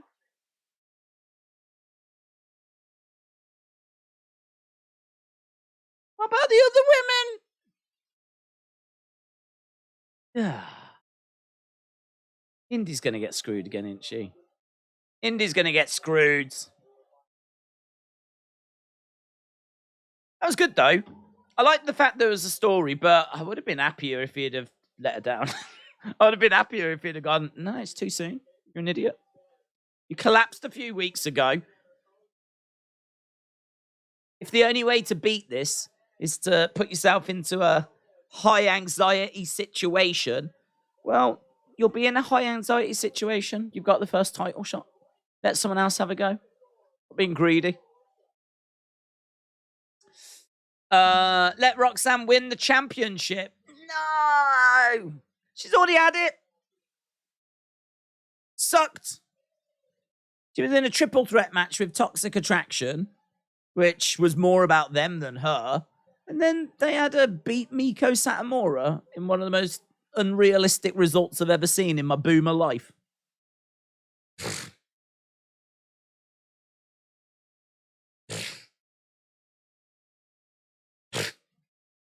Valentina needs Frankie the Parrot for a manager.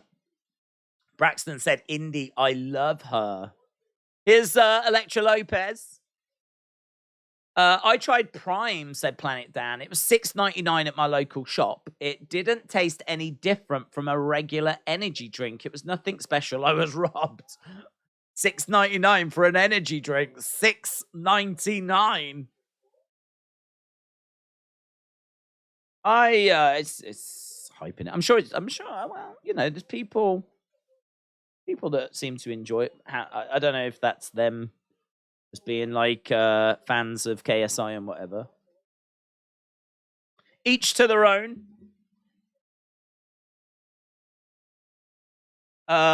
Same thing could be said about Roman. He's had the title long enough. Let someone else have them. Well, James, I think all your dreams are going to come true. I'm feeling pretty oozy for Cody this weekend. Daze there making us think that Duke is turning on Chase U, but does he? Yeah, does he?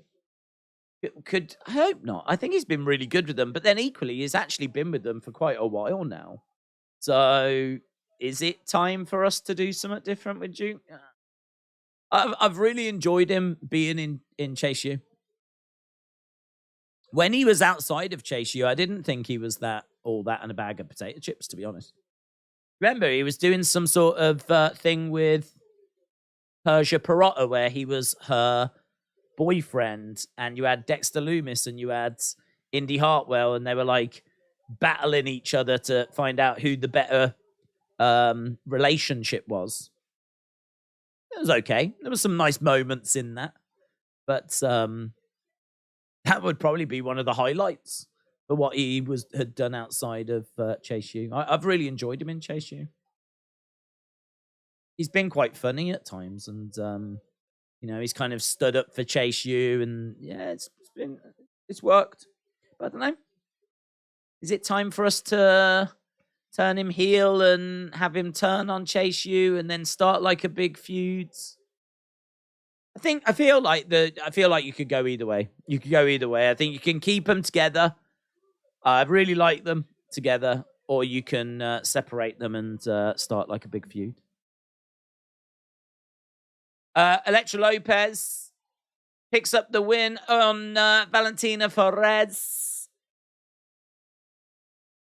Not a very long contest, that one. Oh, this is that dude, isn't it? He's debuting, isn't he? I don't know who he is.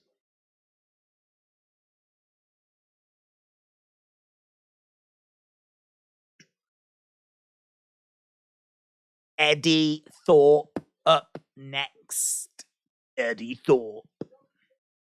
Elektra Lopez is breathtaking, said Stanton Adams. Do you think Bray shows up on SmackDown as it's his last chance to do so? I am going to say no, but there will be a tease and we will get some at WrestleMania. That's my prediction.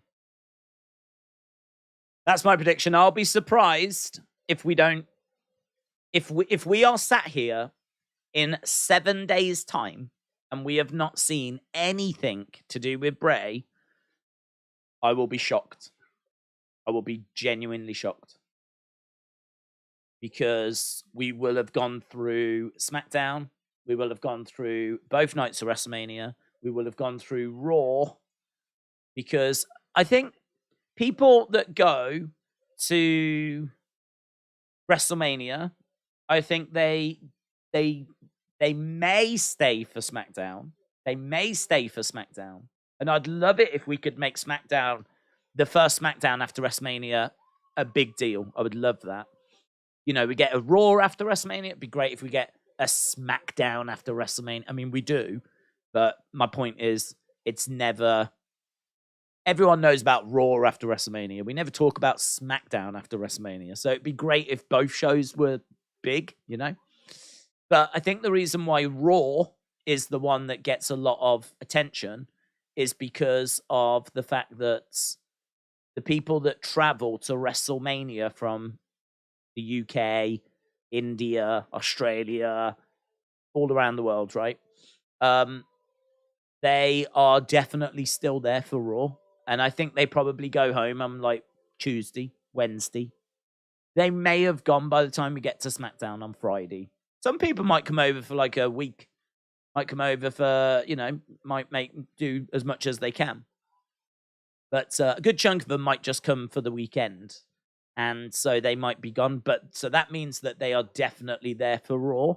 So with that being said, if Triple H, who I've got to think appreciates Raw after WrestleMania being a big deal, being the big show, right? I mean, as fans, we all love that. I can't see why he wouldn't love that. It's been a while since we've made it really big. I really hope he does go for it and make it huge. Having Bray come out on like return on that show, if he's just missed WrestleMania, would make a lot of sense. So yeah, I would definitely be surprised if we're sat here next week and we've not had Bray on SmackDown, on WrestleMania, on Raw. I'd be very surprised. Because I'd want to know where he was going at the airport. Where's he been? Hope he's well. Daze, fun fact, SmackDown in past history has never really gotten a pay-per-view bump after WrestleMania. They actually pull off big numbers for the go-home. You're probably right. It's probably the fans turn up, you know, like how we've been seeing Green Shirt Guy. Probably like they turn up for that weekend, do the go-home SmackDown, and do the post-Raw, and they're gone. Doesn't mean that there's still people that go to the shows, though. So it can't mean that we still can't have a big show, you know, on for SmackDown. Here's Eddie Thorpe, then. Let's, what do we know about him? I don't know anything about him. Eddie. Well, he's got a nice necklace. That's what I've learnt. He's got a nice red jacket.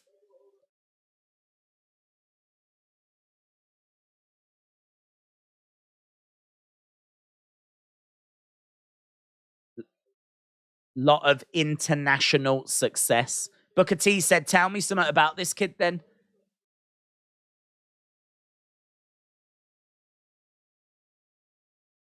So a lot of international success.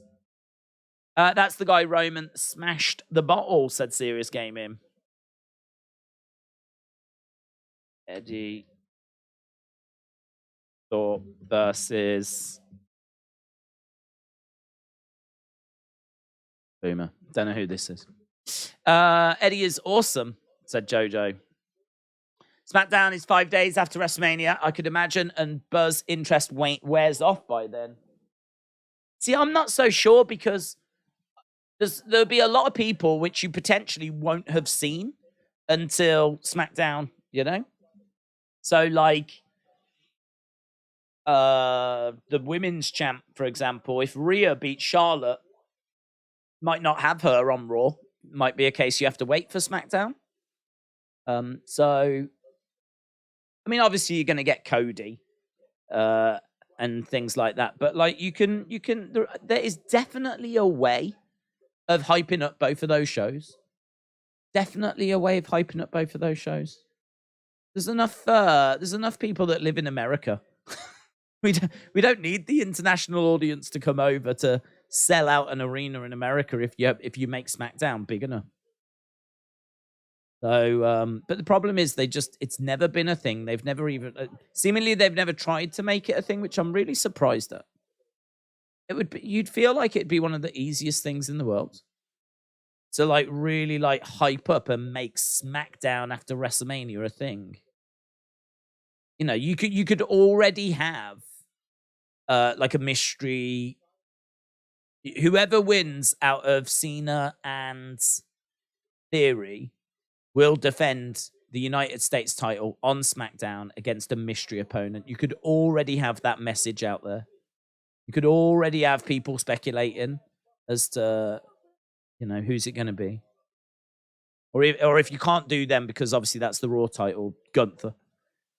Gunther against Drew, against Sheamus, winner will defend against a mystery opponent. Again, have that message out there so that people know something like that. You know, there's going to be a mystery person coming in. All of a sudden, then you're going to have people speculating about call-ups, about Jay White, you know, blah, blah, blah, blah, blah.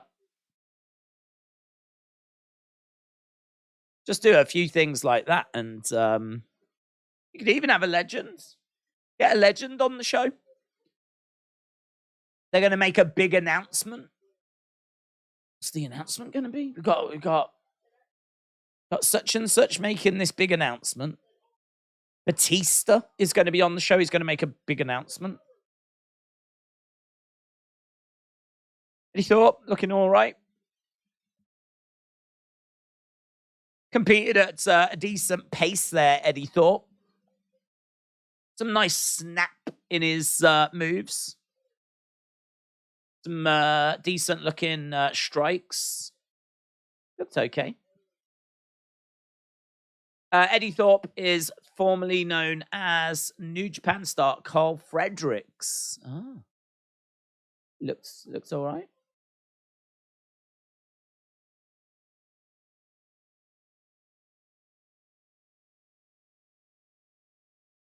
Eddie Chance. Now we go back to Pretty Deadly. I give him a 3 out of 5, said Justin. Crowd is dead for this Thorpe match, as they were for Elektra. I want Swamp Man Bray Wyatt back at WrestleMania. Long live Brody. He's got the whole world in his hands, says Moolah. We are going to die just like Eddie, said FaZe. Can see Braun lose the NXT title. I could see him getting called up on SmackDown. Can't see him going to Raw, said David. Okay, so we've got Pretty Deadly, and we are just 6 minutes away from what I like to call halftime scores. We are very, very close. Halftime scores coming up. When is your birthday? My birthday is May 12th. I found out, that it was Tommy's birthday last week. Triple T. Here's Solruka. Solruka. Right, is this the last chance match now?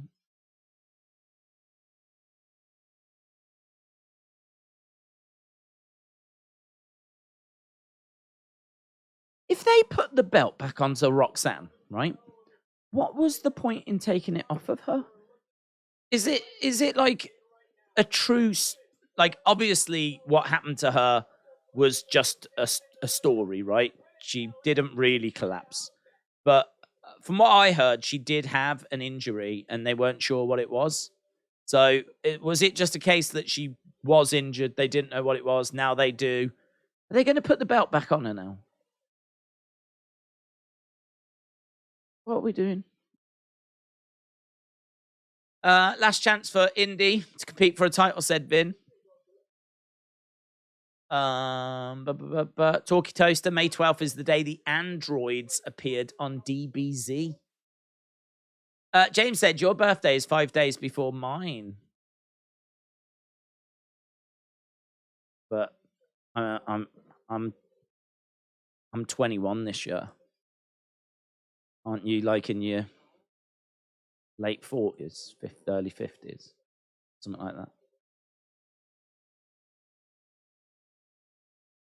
So even though we might only be 5 days apart, James, we both know it's much more than that. Grayson Waller will win. Johnny Gargano to the main roster, says Davids. Justin said, Indy needs some burn. They're doing her wrong. Brad said they didn't strip Roxanne. I thought they did. This was for the title, wasn't it? Didn't they have to... Didn't he say that she was having to forfeit it? This was for the vacant women's title. I think they did. I think they did strip her. I'd have to go back to confirm.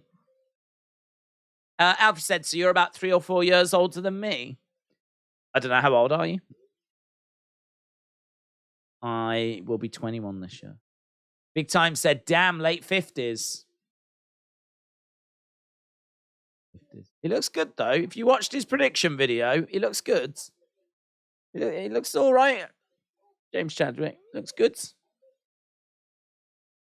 I'll be 36 going on 69. Oh, wow. I bet you will. It was confirmed and reported. Summit's not people, always will be Summit. Not all like I've seen many times, but just not this time, says Wham. Wham, shout out to you. Roxanne wasn't stripped, said Sandman. So did they not say that she'd lost the title? I was under the impression, and I have been wrong. It's happened once. I was under the impression this was for the vacated women's title and that they had taken it off of her.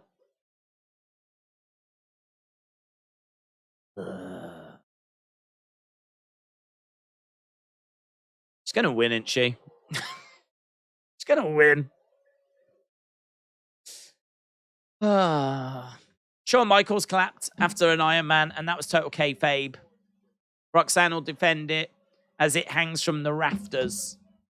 Mason said, it's crazy that you're turning 21 for the 7th time. Thank you. Right. Justin said, I am enjoying my midlife crisis. Right, let's have a look. Who's going to get added? Sol Ruka, Indy Hartwell, or Zoe. Is it Zoe or Ivy? I think it's Ivy, isn't it? I think Zoe. Is Zoe already in?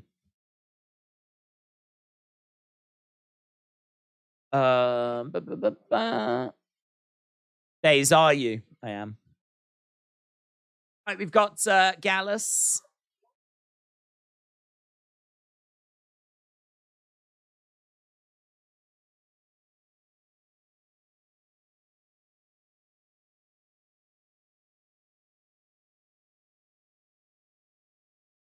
Why do you want to defend your titles against all these teams? Doesn't matter to us. We love a good fight.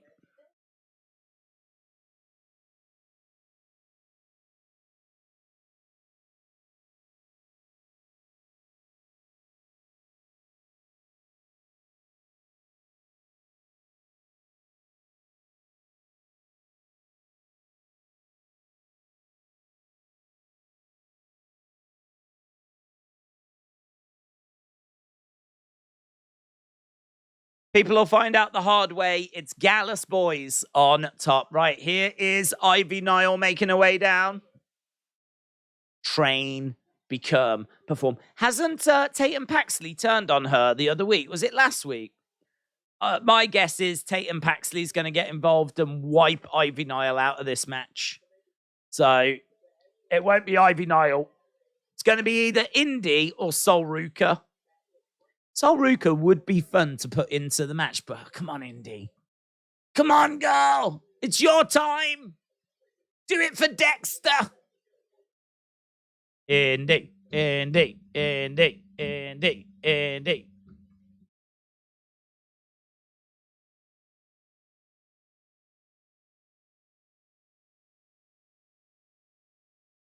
Thank you. Is Indy making her way down? Last chance. She was devastated last week. She'll be gutted if she doesn't get this done. Halftime scores. It'll be Indy, I bet, said JoJo. Ready for a Tiffany Stratton moonsault off the ladder. We will do halftime scores. We'll just get to the next commercial break. Right, here we go.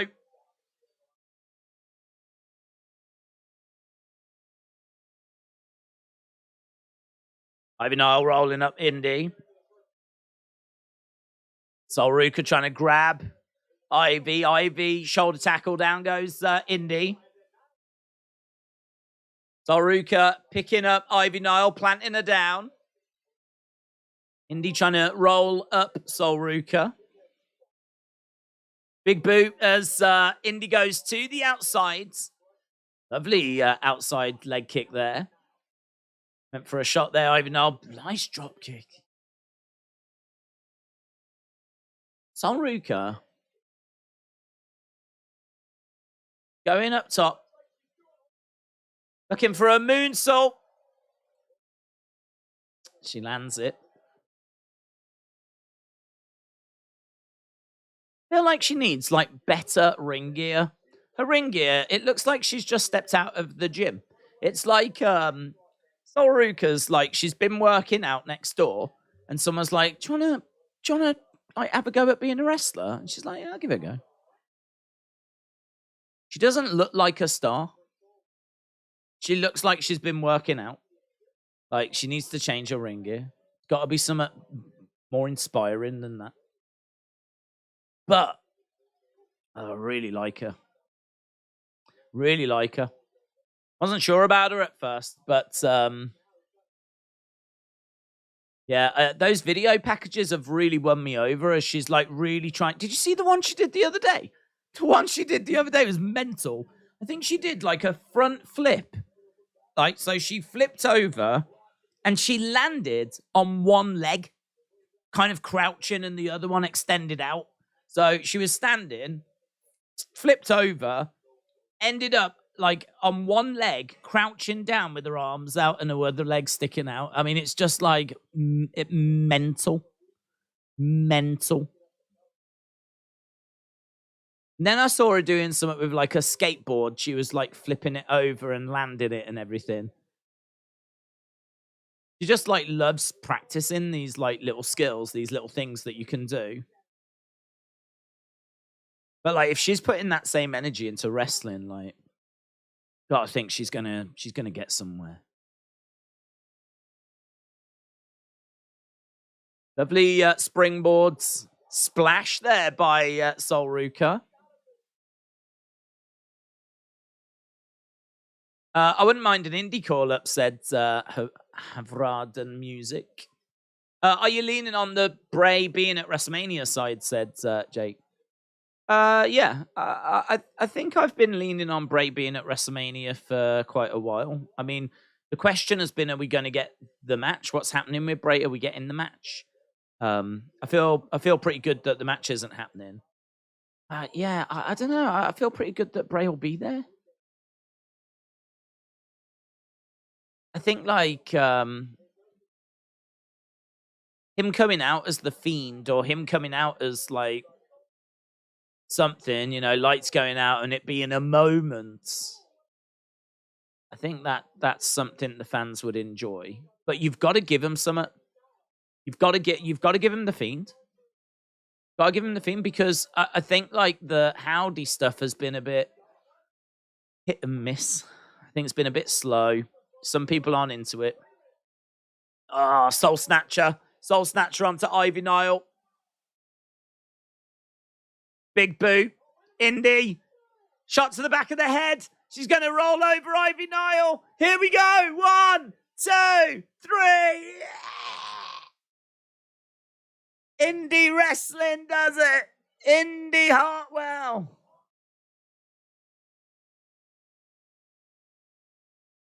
Indy Hartwell has qualified. She's in the match.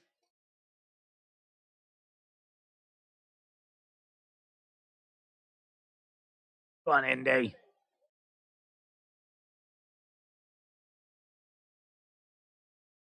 So, Sol Ruka.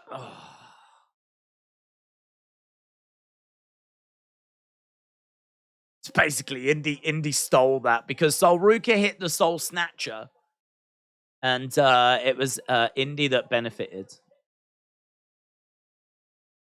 So yeah, I feel like if he comes out and just does like a promo with Howdy and everything, like I think the fans might start chanting for the Fiend or something. There's Zoe Stark.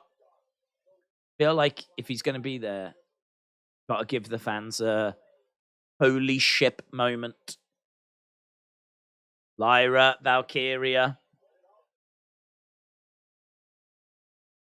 Lyra, Valkyria in the crowds. Is that Gigi as well? I think all the women are there, aren't they, that are in this match? There's Gigi. Gigi Dolan.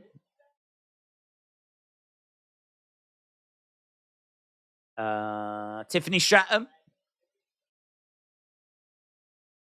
I'm taking the title, said Tiffany Stratton. We got Indy Hartwell in the ring. They've done this before. I've seen them do this before.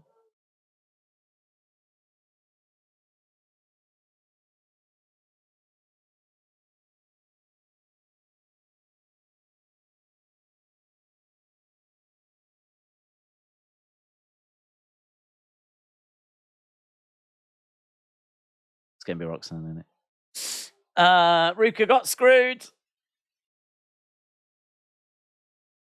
It is pretty deadly again. If Bray comes out as that new persona he showed at the Rumble, it won't be as good as The Fiend reaction-wise, said JoJo.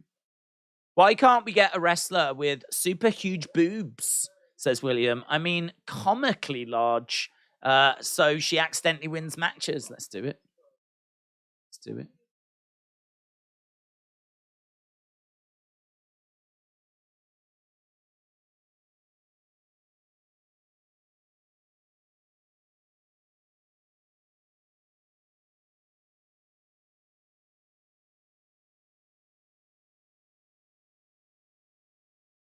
Pretty Deadly are picking Tiffany Stratton to win.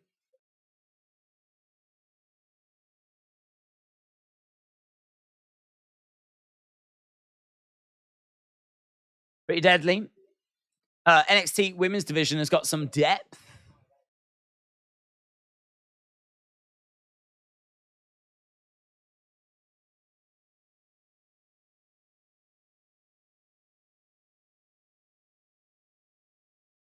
Okay. Prime Target up next, but we'll do halftime scores.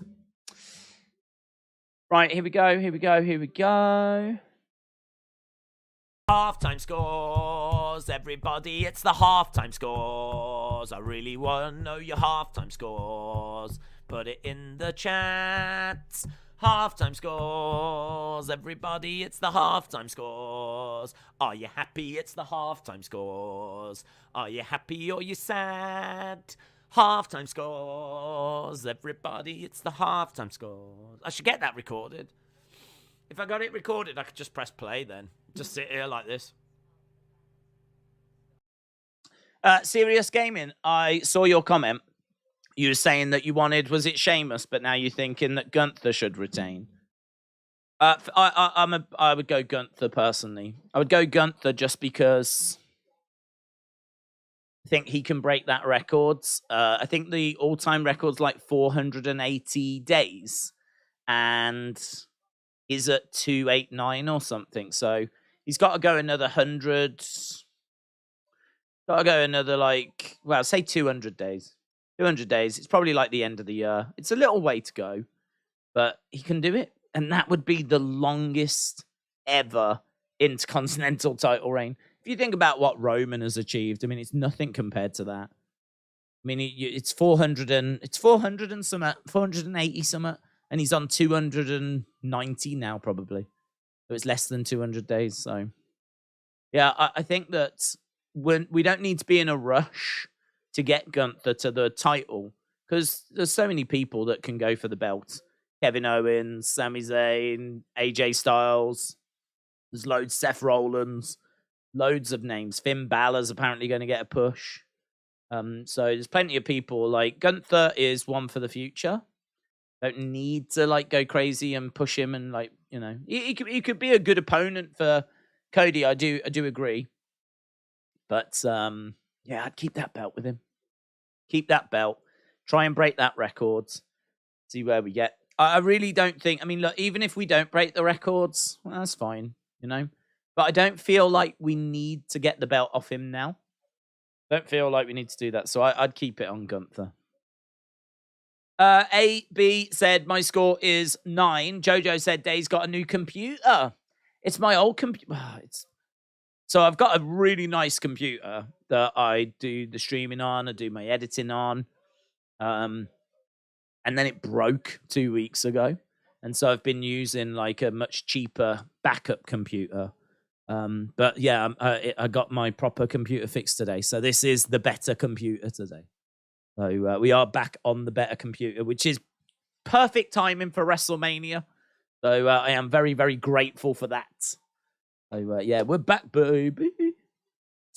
Is your computer fixed? It is, yeah, it is. It was really weird. The guy came round and I was talking to him because whenever there's an engineer that comes round, I like to talk to him because I like to see if I can learn anything. Certainly when it comes to computers. But he wasn't really telling me anything. He literally just took my graphics card out, put a new graphics card in, and that was it. So it must have... He didn't even test anything. He literally just turned up, took the graphics card out, put the new one in, fired it up, and it worked. So, the old one, I'm guessing, must have been fried. But, yeah. I haven't even had it that long. You wouldn't think graphics cards would, mess up that quickly. But, Justin, 8.8. According to PW Insider, Daze is 70, said Chill Dude. David said 7.5. John said 3.28 times 2 out of 10. Smurfy Toon said 6 HBKs out of 10. Chill Dude said, according to Sean Ross Sapp, Daze is 50. James said, that answered my question. Does anyone know how long Gunther's UK title reign was? 800 and something days. 800 and something days. It's one, I believe it to be in the top 10 longest title reigns. Believe it to be in the top 10.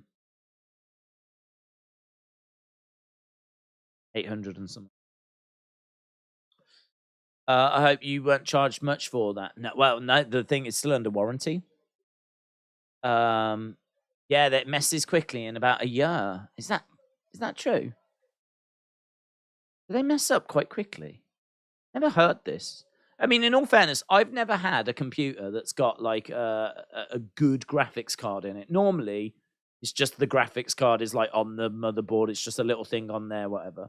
This is like, a GeForce, whatever, separate graphics cards, which I need to do video editing. So I've never really had like a good computer that's got like this separate graphics card. I was stunned. I only had this computer last year. It was like last August or something.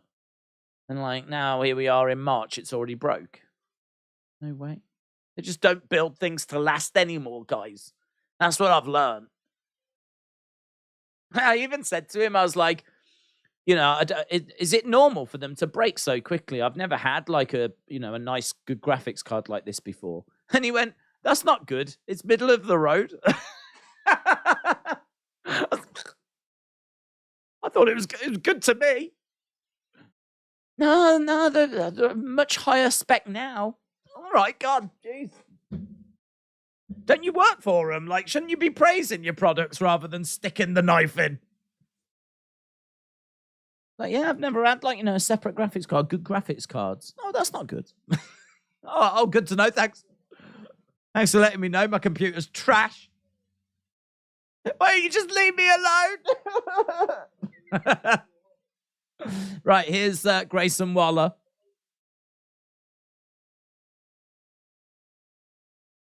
You never know what I'm going to say. Never know what I am going to say. I am sorry, Daze, says Mr. Quake. Graphics cards are super expensive now. Yeah, well, I'm lucky that it was still within, like, its warranty, so I didn't have to pay anything. He just came, switched it, insulted me, and then left. So, yeah, that was my experience, basically. So, yeah, if it goes again, I don't know what my warranty is, actually. It might be 12 months or something. Carmelo and I came in the same class, says Bron. So we've just got like a look right now. Heavy lies the head that wears the crown. Prime target, Bron versus Mello. Kappa Owen said, based on looks days, who's your top 3 divas? Don't really do it based on looks, to be honest. I'm really not the right person for that conversation because I genuinely don't simp after like female. I don't know. I cannot explain to you why I don't, right? But I just can't. I mean, I love like Asuka because of her in-ring ability, like genuinely because of her like in-ring ability. I mean, to be perfectly honest, we always joke about Linda McMahon because, like, there's not really anyone that I simp. So, I really don't know. I don't know. I can tell you that, like, Sunny was the most downloaded woman in the 90s.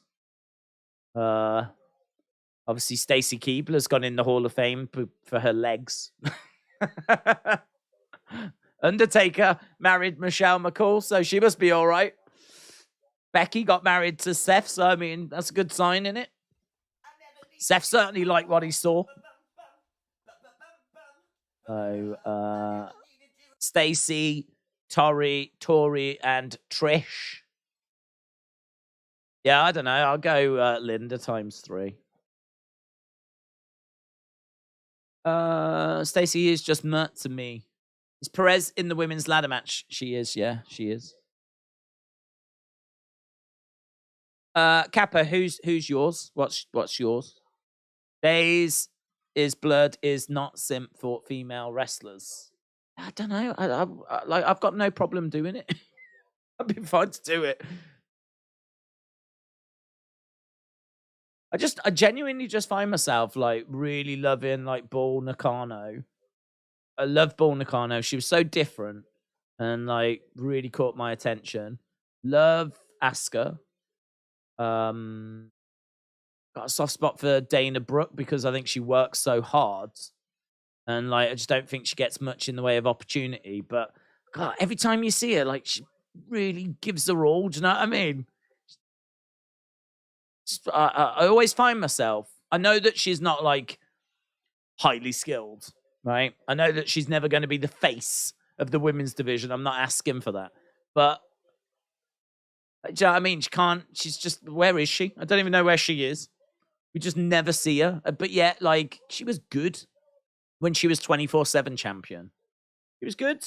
She showed that she, you know, her little thing with Reggie. That was all right, man. That was all right. Did a job. I find myself just wanting, rooting for her. Like, come on. She's like the lovable underdog, Dana Brooke, in my mind. Lovable underdog. Come on, Dana. Come on, girl. Get a win. Get on TV.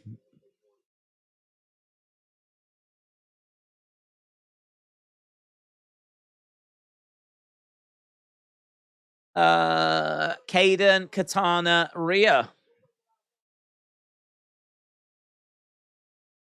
Dana hasn't improved in 10 years, says Sandman Sizzle. She hasn't had a chance to show, though, has she? How do we know? She hasn't had a chance to show anything. Honestly, I couldn't tell you the last proper match of Dana's that I saw where I could actually judge, like hand on heart, really judge like where she's at. I mean, I feel like WWE are probably seen a bit of her at like house shows and have probably got that same impression. Which is probably why we don't see her, but I don't know, because we just don't see her that much. Like, but they don't cut her either. She's in this weird place where apparently she's not improved and they're not using her, but equally, like all these people keep getting cut and she's just still got a job. Weird situation she finds herself in. It's a very weird situation. She's in limbo. The poor woman's in... Well, I say limbo. It's not limbo. It's called catering. She's in catering.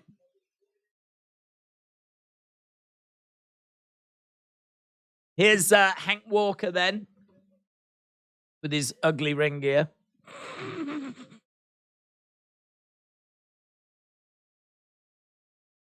Are you doing a retro stream? We are doing a retro stream, yes. Right now, it's looking like WrestleMania 21. I'd say WrestleMania 21 is far and away leading the charge. WrestleMania 22 very close. I think it's between those two. Been a few people saying they want 17, 30, 31. It's predominantly WrestleManias that people are asking for. But yeah, I'd say majority of requests are for 21. I bent my fingers back. I'm going to be gone for a while. Oof. Alfie, stay strong. Justin said Kelly, Caitlyn. I think, was that Mickey James? You had a huge crush on Mae Young. Do you know who what, actually? Yeah, there was one that was quite good back in the day. I thought was she was quite cute little cutie pie. Rockin' Robin. Do you remember her from the late 80s? Rockin' Robin. Find a picture. I mean, I think she's aged terribly now, but shout out to you, Rockin' Robin, if you are watching, by the way. Rockin' Robin. Here is...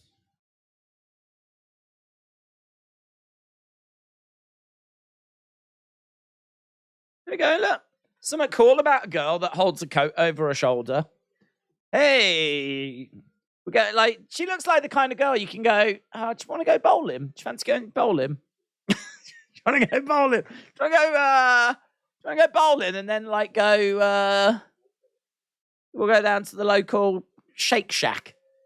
She was like, yeah, sure. That sounds mighty fine.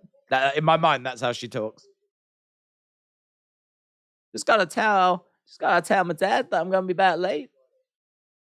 Well, I mean, let's not go down there because if you know, then you know. But yeah, she was one of the longest reigning champs. You know, she held that title for a long time. Rockin' Robin back in the day. She looks rough. So come Father's home. How dare you? How dare you?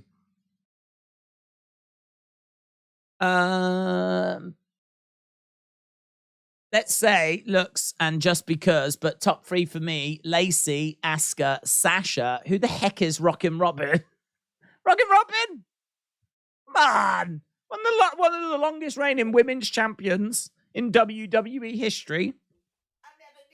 And someone said Jake's sister. I think it's hot. Is it a sister? Half sister, I think.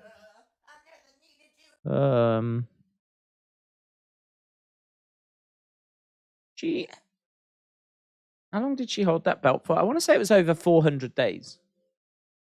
Hang on.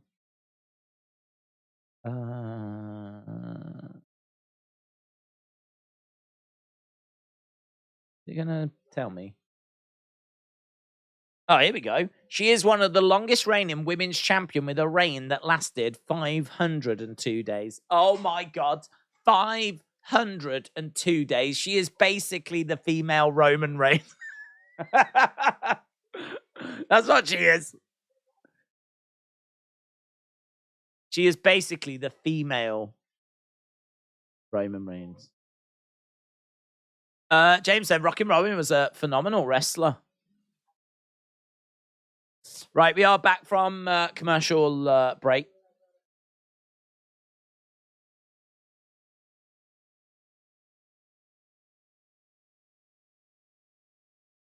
So Kappa said Lacey, Asuka, and Sasha. Kappa, shout out to you, dude. I'm pleased that I got an answer for you. It wasn't. I couldn't come up with 3. You'll have to go like Linda McMahon, Rockin' Robin. What a list! What a list! Linda McMahon, Rockin' Robin, and I don't even know if I can answer the third one. Hey, Young, as James said. Here's Drew Gulak. Mitchell said, here's some money for your feelings. I'm sorry that the tech man insulted you. He thought if your computer was under warranty, so were your feelings. Very good. Very good. Mitchell, shout out to you, my friends. Do you remember Rachel Rockets from the Oddities? Yeah. That's a the Oddities was such a fun group. I mean, John Tenter being in that group was so mental, wasn't it? So mental that they put him underneath that mask.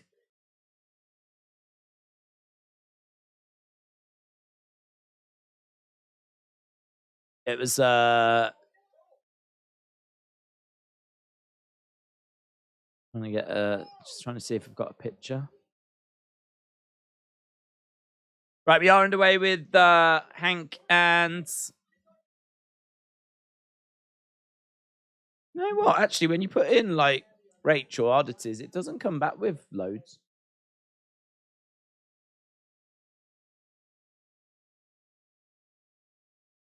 I have to have a look in a sec.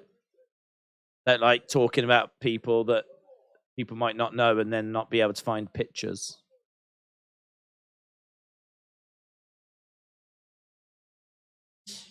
I'll have a look for it.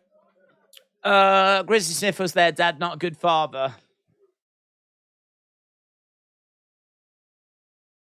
Okay, so Hank Walker against Drew Gulak. We've got just over half an hour left to go. I think we've got a bit distracted here. I think we've gone into quite a few different conversations and a little bit away from NXT. But in all fairness, if you are going to give me Hank Walker versus Drew Gulak, probably are going to lose my attention. Nikki Bella and Stephanie McMahon are worth mentioning as well, says Kappa.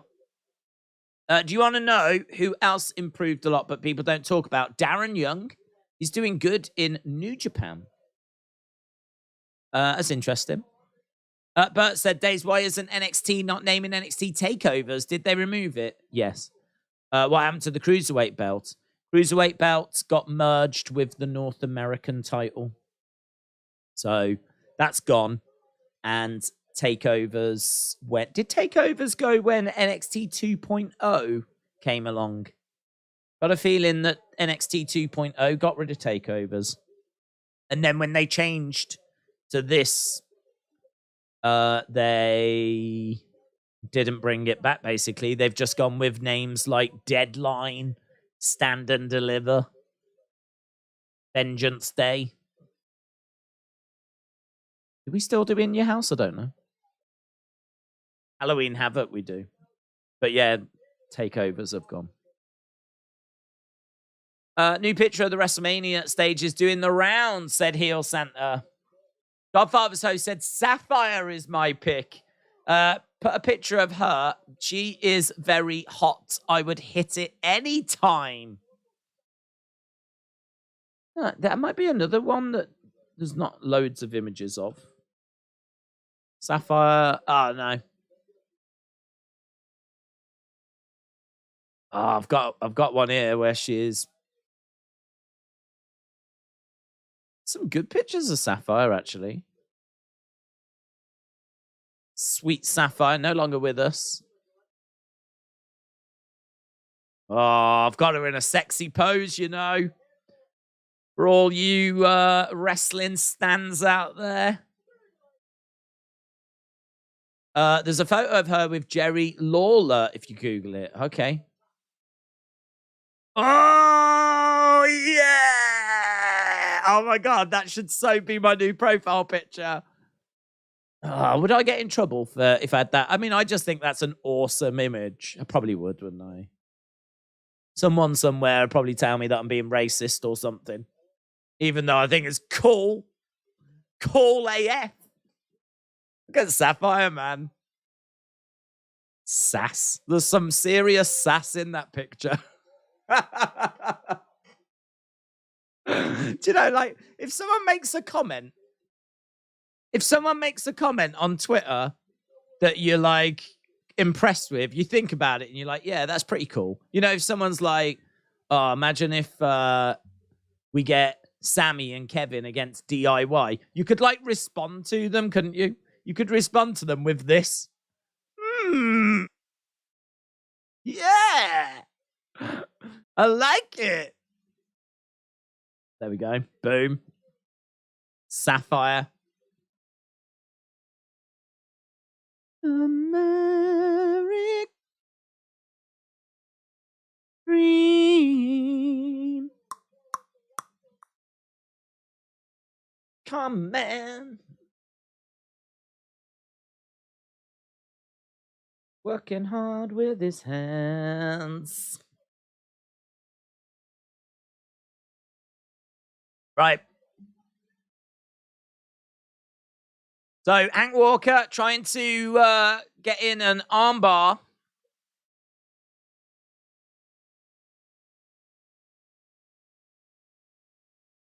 I've just got that in my head now. Love it. Okay, he's got a foot on the rope. So we've got what? Grayson Waller coming up.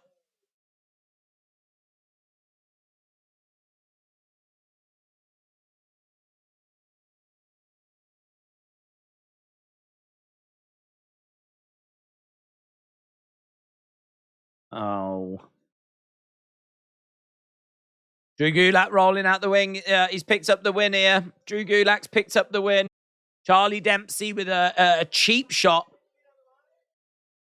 And it means that it is a victory. It is a win. Drew Gulak. I can't believe they cheated. Can't believe they cheated. That's very disappointing. It's very disappointing. WWE entrance music was classic back in the day. Austin, hello. I've only just saw Austin is with us. Okay, we're just back with Pretty Deadly.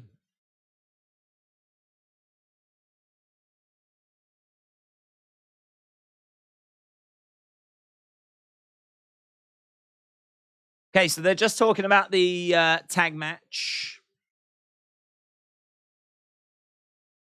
Okay, I found that Rachel Rockets one.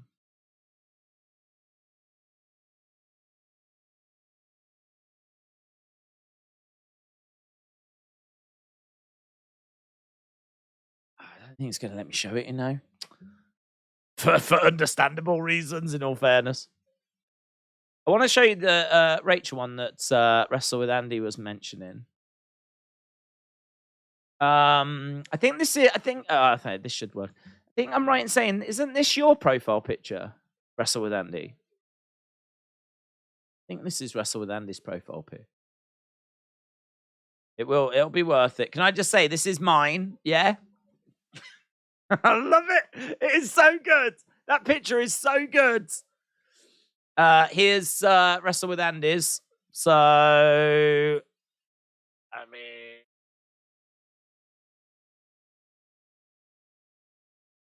that's probably all I'm allowed to show of it.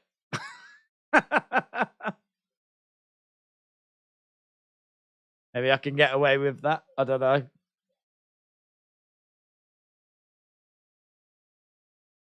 I don't really know where to put it, to be honest. Well, I don't know. It's probably best we just leave it there.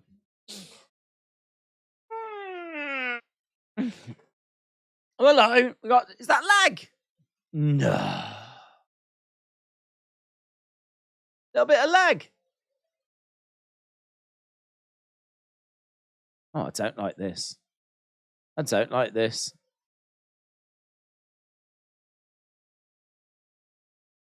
Hey, I think that's all right. Okay, so Tony and Stacks. Always enjoy watching the wrestling with you. Man United Hard, shout out to you, buds. Shout out to you, my friends. It's been a weird one tonight, I think we can agree. All started off with Shawn Michaels PP, didn't it? Eh? It all started there, and it's sort of... I think if you open that door, then all of a sudden a lot of pervs go, oh, what's happening here? And then it just sort of attracts them, doesn't it? Like rats. And so I think that's why we've not been able to leave this kind of subject this evening. Right, Tony and Stacks. Tony and Stacks versus Briggs and Jensen, isn't it? Briggs. That was the dark age of women's wrestling. Shawn Michaels PP is trending worldwide, said Sandman Sizzle. Whoa, what? Gene said, are you excited? This year's build doesn't feel as exciting as previous years. Well, do you know what? It will surprise you that that gets said pretty much every year. Every year we tend to go, oh, the build could have been a bit better. I think it's one of the, honestly, I think mentally we get excited for WrestleMania season. But when WrestleMania season is here, we always tend to be like, oh, they could have done a bit better there. They could have done a bit more there. That could have been a bit better. That could have been a bit better. So I don't disagree, though. I don't disagree that we definitely have got some matches that needed a better build. Bianca Asuka, I just think it's been awful. I think it's been awful. So I completely agree that that needed a better build. I think, Cena and Theory haven't really spent much time together. That is the way, though, isn't it, sometimes? I mean, if you remember Bray and Undertaker, Bray had to do a lot of the... I think he did all the heavy lift. I don't even know that we saw Undertaker until WrestleMania. He had to do all the lifting in that build. That was a nightmare. Obviously, WrestleMania 36 with the pandemic and everything, that was pretty crazy. There was still some nice moments, though. Do you remember Undertaker beating up AJ and Gallows and Anderson in the Performance Center? No, there was no one there. And he was like beating them up in this Performance Center. That's one of the... No one really talks about that. That was one of the really cool moments from that era. Was him doing that? I should watch that back, actually. That was cool. So yeah. Anyway, I think I don't disagree. I am looking forward to it. Of course, I am. I said 8.5. I'm still 8.5. I think by the time we get past SmackDown, though, we might be pushing up a little bit more. A good chunk of that is just going to be because it's WrestleMania. Do you know what I mean? WrestleMania. Big, innit? It's exciting. It's Christmas for wrestling fans. Don't know, like, the build adds to it, but, I mean, even if the build was rubbish. Looking at the card, I think the card's pretty good, so... it's funny in the early 90s that Japanese was the bad guys, but in the 90s, they're the goofy comedic relief. Boneyard was one of, if not the best moments. I agree. Thought Boneyard was very good. Very, very good. His last match in it as well, if it counts. I think, isn't before that his last match a tag match with Roman, maybe? Sure, he's in a tag match at in 2019. He's in a tag match with Roman. Oh, man. We just keep going down wormholes, don't we? You know what? Doesn't matter. Boneyard was his last match. Now let's turn our attention to this tag match. We've got this, and then we're going to have... So we've got this, and then we've got, I think, Grayson. He's going to announce if he's going to accept the unsanctioned rules that Johnny proposed. Boneyard is better than Funhouse match. I completely agree with that. At the time, I mean, like, to be honest, at the time, I didn't know if... I remember, like, when Boneyard was on, I was like, I don't know what that is. Like, let's wait and see, like, how it plays out, like, where it goes from here. And that was my initial reaction. Let's see what comes of it.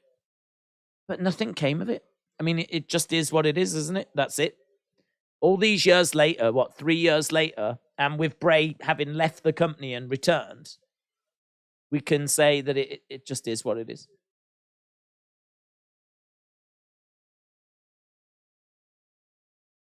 I still feel like Titus. Do you remember Titus's reaction after it? Where he was like...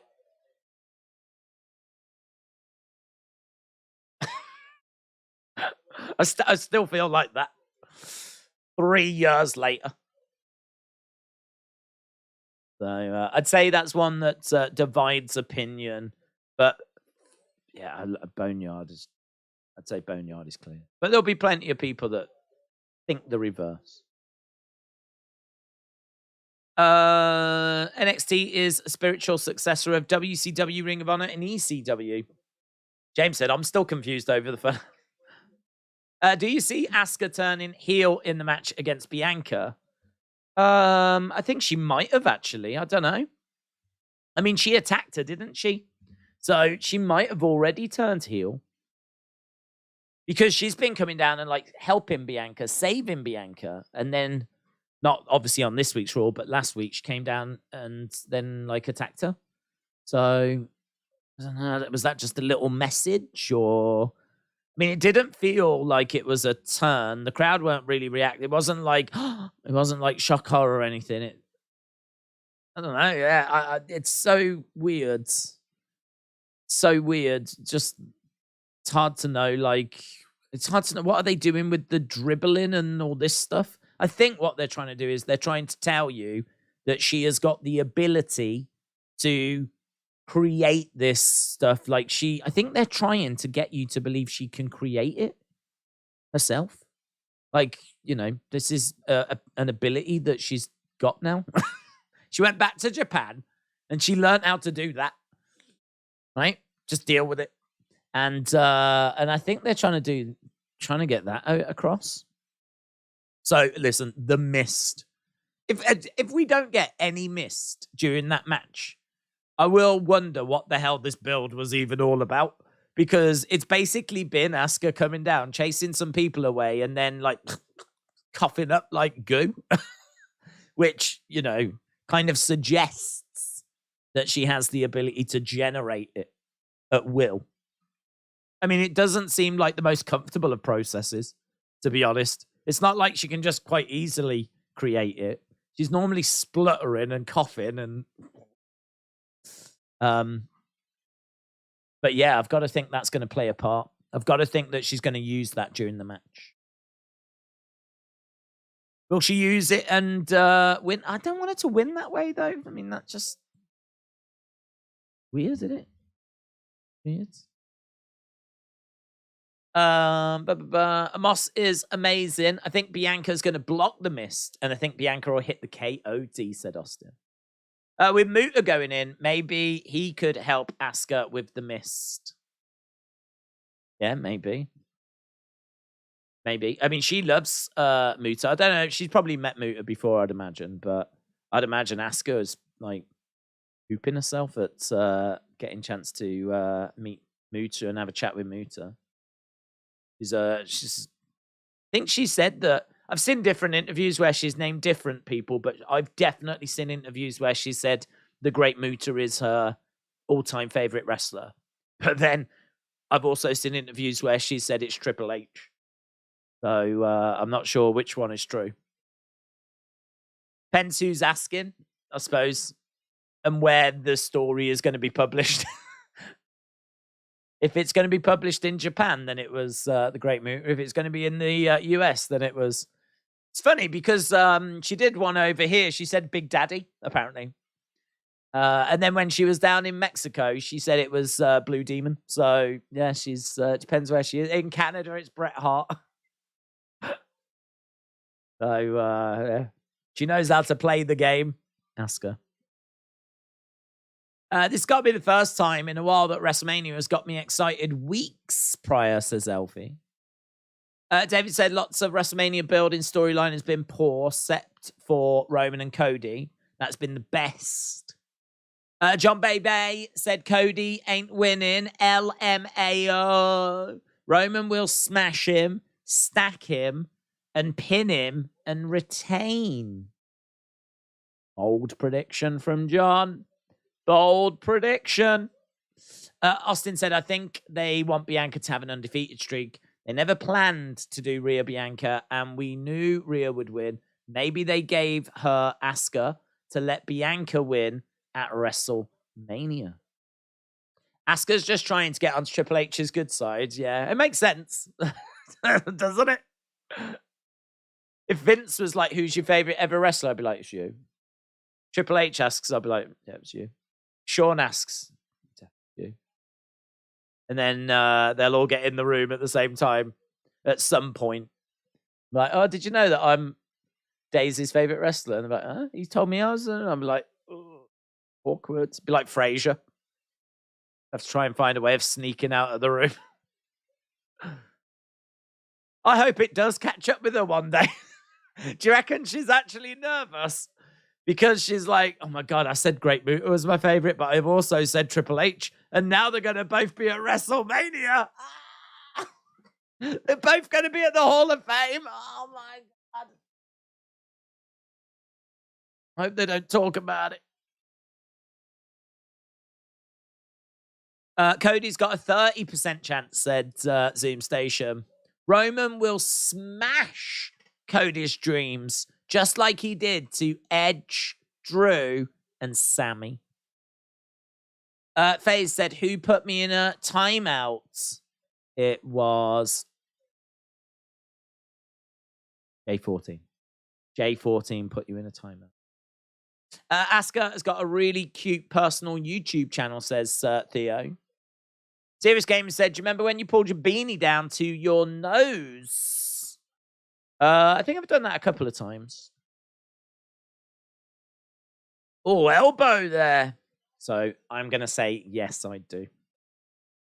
I hope Sunny will return to the community soon. Yeah, I was thinking about her the other day. Absolutely. Shout out to Sunny. Taker and Reigns versus McIntyre and Shane was Undertaker's last match. Justin, shout out to you. Wrestling Daze, I was put onto timeout for no reason. FaZe, sure there was a reason. We'll have to ask J14 what that reason was.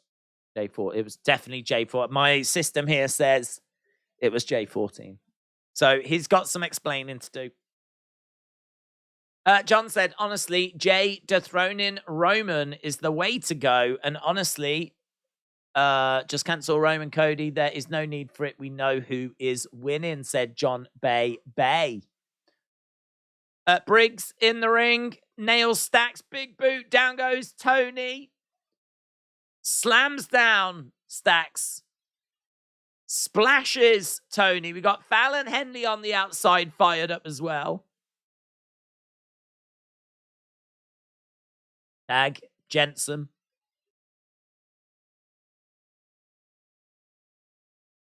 Tippy top. He was all the way to the tippy top. He was. Tony makes the save.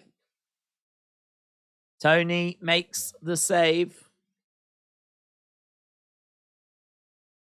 Briggs, Jensen, Tony, Stacks, all of them down. Yana, Fallon at ringside. 10 minutes left of the show, and we've got the overrun coming up. Planet Dan said the Mania stage is really cool. I love the red carpet. I hope the wrestlers walk down them when they make their entrances. Tony Diaz picked up the win. I was just having a look. I haven't seen this stage. I was just going to have a look, see if I could see the image of it.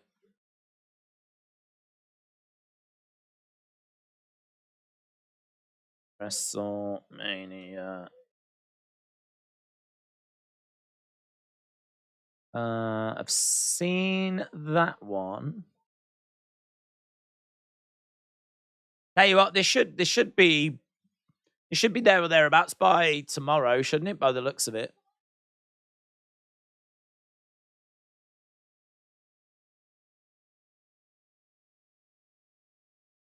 Kiana's got something to say.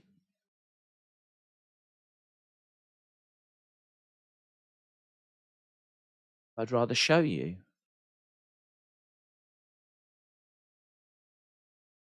Gives him a kiss.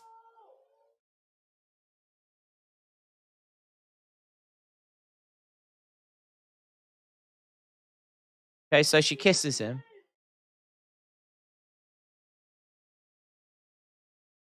Is it in the game?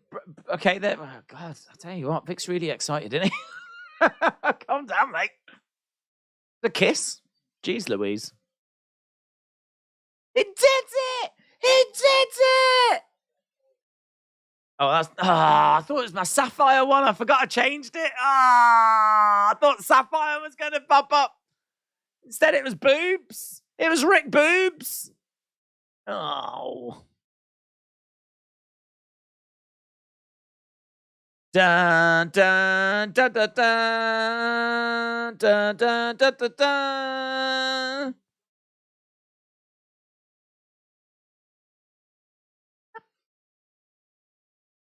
Looks pretty good. I mean, it's hard to judge in it without seeing all of it. I would say it's not quite as eye-catching at the moment as the flipping pirate ship. Do you remember that from WrestleMania 37? A pirate ship. But And maybe like it's not as grand. Well, I don't know. Grand. I think like this could be grand, but some of those big screens. Like, do you remember the one from WrestleMania 34 that was like a mask? That was nice. I like it. I like them mixing it up though. I really do. And I think like that being a red carpet and everything, because I'm guessing that's what it'll be.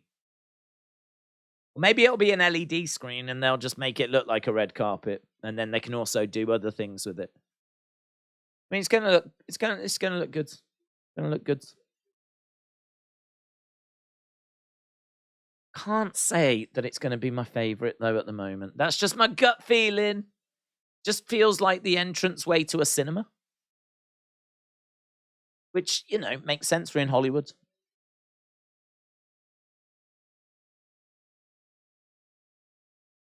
Just think. Thoughts. We need to see the final thing, don't we? I'm sure with all the lights going and all of that, I bet it's going to look cool. I wonder what they're going to do with the poster things when someone comes out. Could you imagine if what they've done is they've managed to get the wrestlers like in different movies? Do you know what I mean? So like, say when Austin Theory comes out, here's Austin Theory on a poster that looks like Jaws. Here's Austin Theory on a poster that looks like The Shining. Here's Austin Theory that's on a poster that looks like Shawshank Redemption. Here's Austin Theory, like, and they do that for all the wrestlers. That would be so good. That would be so good. Like all the posters are that superstar. Then it would be goated. Then it would be goated. Carmen said, I went to Lake Station March 25th to see AR Dub Pro. It's another N-Dub Northwest Indiana-based wrestling promotion I have seen besides Backbreaker Wrestling and Fire Pro Wrestling. Carmen, shout out to you. Hope you enjoyed it. Bray should do a Scream-themed thing at WrestleMania. Yeah, I mean, The Fiend is like a horror film character. I mean, I feel really good we're going to get him. I really do. I am very quietly confident that The Fiend will be at WrestleMania. Why does tonight's NXT feel like a 3-hour Raw? I don't know. It does feel a bit long, doesn't it? It might be because we've been talking about PPs. Might be my fault. That might be on me. That might be on me, in all fairness. Have you heard the wrestling urban legend about Macho Man hooking up with an 18-year-old Steph? That's why he wasn't inducted in the Hall of Fame, says Theo. I have heard that. I actually don't. There's even wrestlers that question as to whether that's true or not. I don't know. Don't know if it's true. Right, we just got a advert for SmackDown. Roman. Cody. The final time before WrestleMania. Plus the Andre Battle Royal. Oh, man. It's good, isn't it? SmackDown's going to be big this week. Live from Los Angeles. Yeah. Man, do you know what? I mean, after tonight, that is it. Isn't it? Next time we engage with WWE, it's either going to be Thursday, where there might be some new figures shown. Friday, where we've got the Andre Battle Royal, Cody Roman for the final time before WrestleMania, Hall of Fame, Andy Kaufman. I'm so excited for Andy Kaufman going in. And then we've got WrestleMania. I mean, oh, man. It's all happening. It is all happening. Andre Battle Royal, yes. Corbin's going to win the Battle Royal to end his losing streak. Didn't they miss the mark with Sammy not winning, said JoJo. Let's not open that up again. I think one thing we definitely covered was that conversation. That has been covered. That conversation has been completed. We completed it. Like a video game, we completed it. Game over.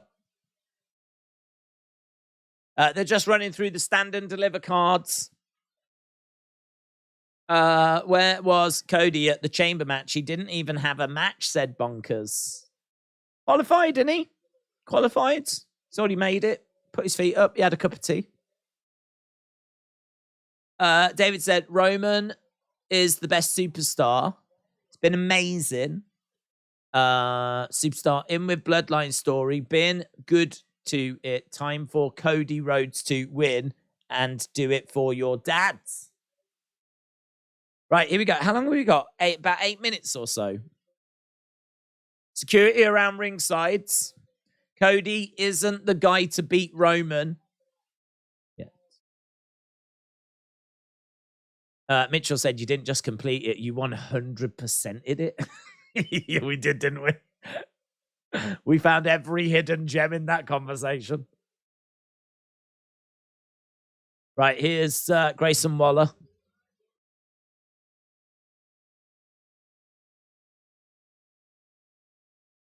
Here is Grayson Waller.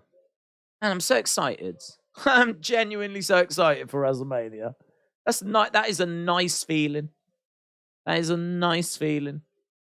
I think that SmackDown advert just got me more excited because I know that this is it now. Like, SmackDown, it is a go-home show, but there's enough about it where we don't need to fear it. We don't need to worry. We don't need to be scared. There you go. There's the unsanctioned thing.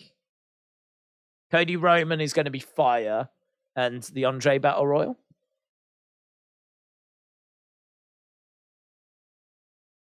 Whatever happens in this match, I want to do it in front of you.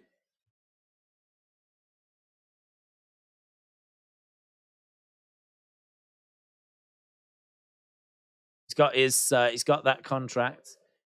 Grayson in the ring.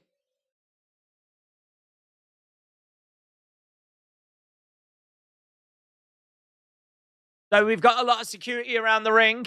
Grayson Waller in the ring. He's got the contract for the unsanctioned match at Stand and Deliver.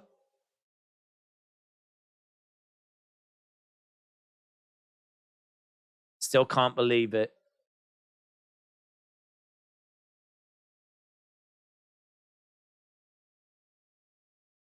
You can't read, Chance. You can't read. You can't read.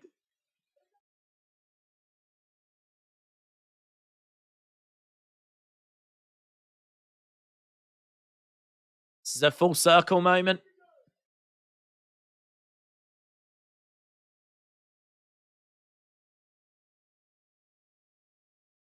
I was trying to build a relationship with you idiots.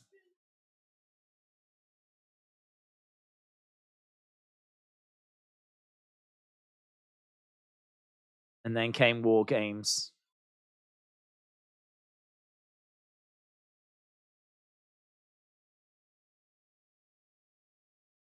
Shut the hell up, Chance.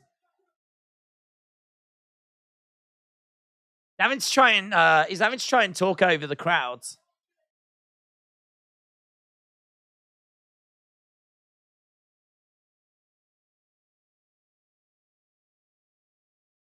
So he said that he was going to be launch padded into superstardom, but he was wrong.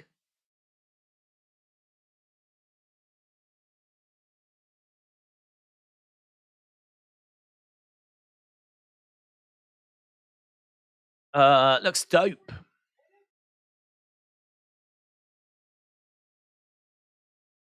Johnny Wrestling Chance.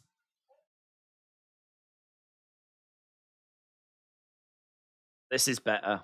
This is better. Much better. They've got the camera in the ring and he's addressing the camera and it's just closer. It's more intimate. Got the biggest mark in this business, Johnny.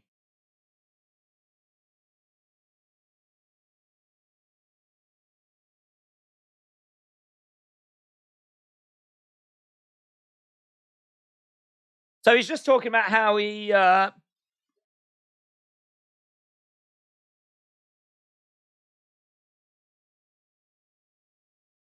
You want to talk about the last 15 months?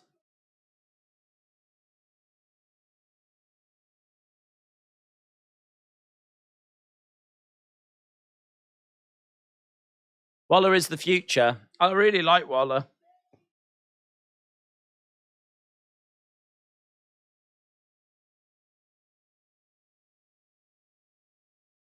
I'm your golden ticket right now, Johnny.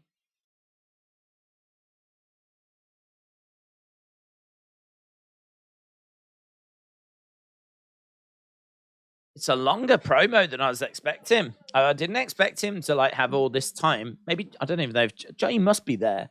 Can't imagine Johnny's not there. Why would we have this security otherwise?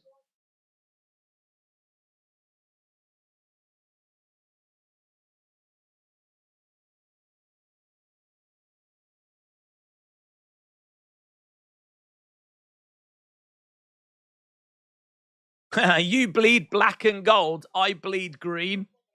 I like that line. You care about NXT. I care about money. Here's Johnny.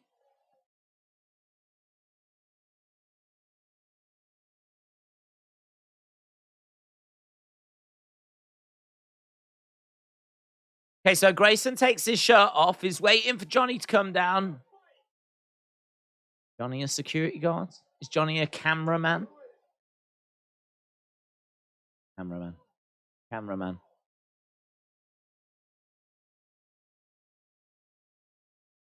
Gargano is in the ring. And now the security guards come in, try to separate these two. In all fairness, I would say, did Grayson not realize that was Johnny? But no one in the crowd did. No one in the crowd was like chanting for Johnny.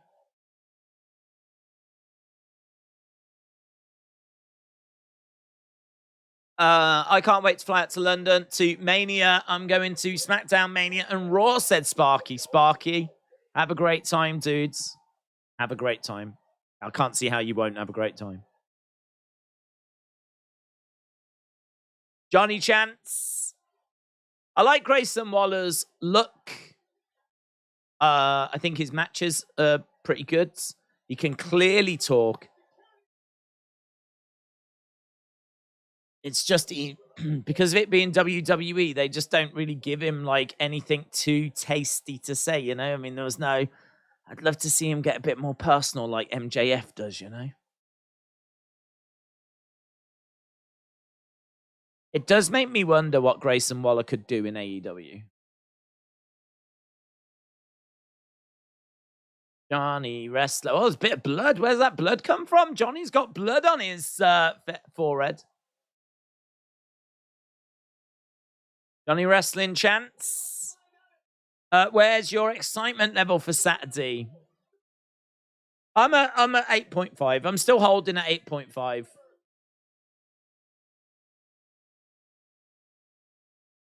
There we go. Done. Done. Right. Put in your scores for that show. What did you think of the show? What did you think? Was it a go home? I think it's weird show, man. That's a really weird show because it is a go home. And it did have video packages. But it also had some big moments that were on it as well. Like, I feel like things definitely, like Roxanne got added into that match. Indy made it into that match. Tony and Stax have been added into the tag match. So it feels like things have happened. Oh, and Axiom got added to the North American match as well. So, like, even though it's a go home, there's plenty of things that you need to know that happened on this show, you know? And some of the action was good. But I do also agree that the show felt quite long. And it felt like parts of it dragged a little bit. And I don't know why, to be honest. I don't know why. Perhaps there was just some stuff in there we just didn't need. I don't know. Yeah, what's people's scores? Let's have a look. Alfie says 8. Matt said 6. Tahil said 7. Draco said 6. Austin said 6.75. Moolah said 8.5. Serious Gaming said 6.85. Dylan said 7.5. Sandy said 7. Wisp said I didn't watch, so I'll go 5. David said 7.25. Gregor said 7.5. These are all over the place. Well, I say all over the place, but I mean, we've got like a 6.75. We've got a 6. We've got a 6.5. So we're in 6s. Then we got Humza with a 5, but then we got Justin with a 9. Austin with a 6.75. Then Shaquem said 5.25. Then Trium Cascade said 7. Lex Bliss Gamer says 8. Terry said 7.5. Carmen Live said I give it an 8. Mr. Quake 7.5. Jojo 7.5. So now we're in the 7s. Mitchell said 7. What about you? I genuinely don't know. I genuinely don't know. I feel like it was a show. Genuinely don't know. I think this is one of the hardest shows to score in a long time. Because as I said, there's things that have happened and there was some nice moments, but then there was definitely some bits that dragged that I just wasn't feeling. So I'd probably go 7. Probably go play it safe with like a 7. It could be a 6.75. I definitely wasn't in love with the show. I wouldn't be going up in the 8s or anything like that for me personally. But then if I go into the 6s, I feel like I'm being a bit down on it, and I don't feel down on it. So it's a weird one to score. I can understand people being anywhere between like, well, I can understand anyone. I could understand, like, you know, if you don't care about like the people that have been added, because the matches are pretty much done. It's just the odd person being added. Like, there's nothing really seismic here. There's nothing massive here. Although I would say that Roxanne getting added back in is a pretty big deal. Then I could understand people being like 5. Well, I didn't like the action.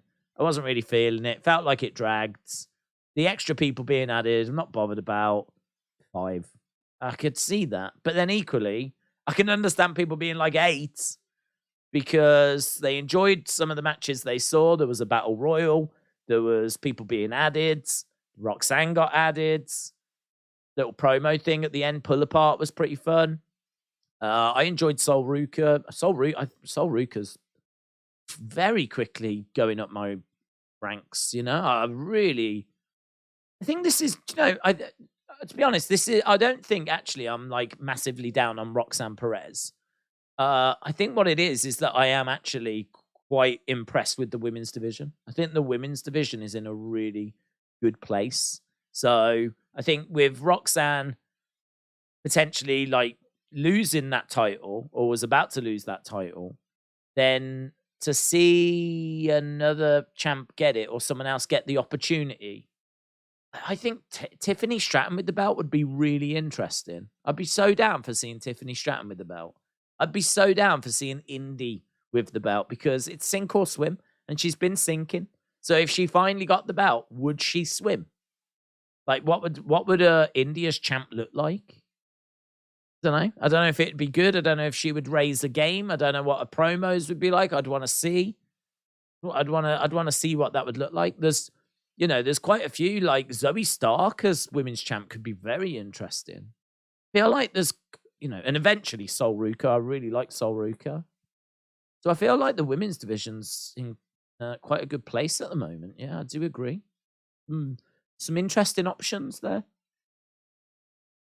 So we'll have to see, but it'll probably end up being Roxanne retaining. Obviously, the men's match is going to be interesting, isn't it? Braun and Carmelo. Because whoever wins is probably staying. Whoever loses, are they getting called up? If Braun loses to Carmelo, I think we're all going to be going Monday. He'll be at Raw.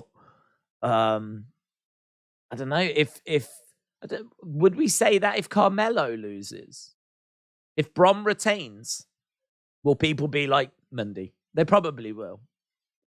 I feel more like Bron will than Carmelo, but someone's going up, aren't they? I think someone. I think there's definitely people going up on Monday after Raw, after WrestleMania, Raw after WrestleMania. Oh, it's interesting, isn't it? It's interesting. Theo said Sammy and Roman should have a best of 3 where each title is up for grabs in a pinfall. Sammy could have pinned Roman once to win the title, but Roman pins him to get both the belts back. Music, I'm getting no reason. There is injustice, says FaZe. Jey Uso should dethrone Roman if you want a real shock. Mitchell said, in the new WWE game, Carmelo is in the Hurt Business.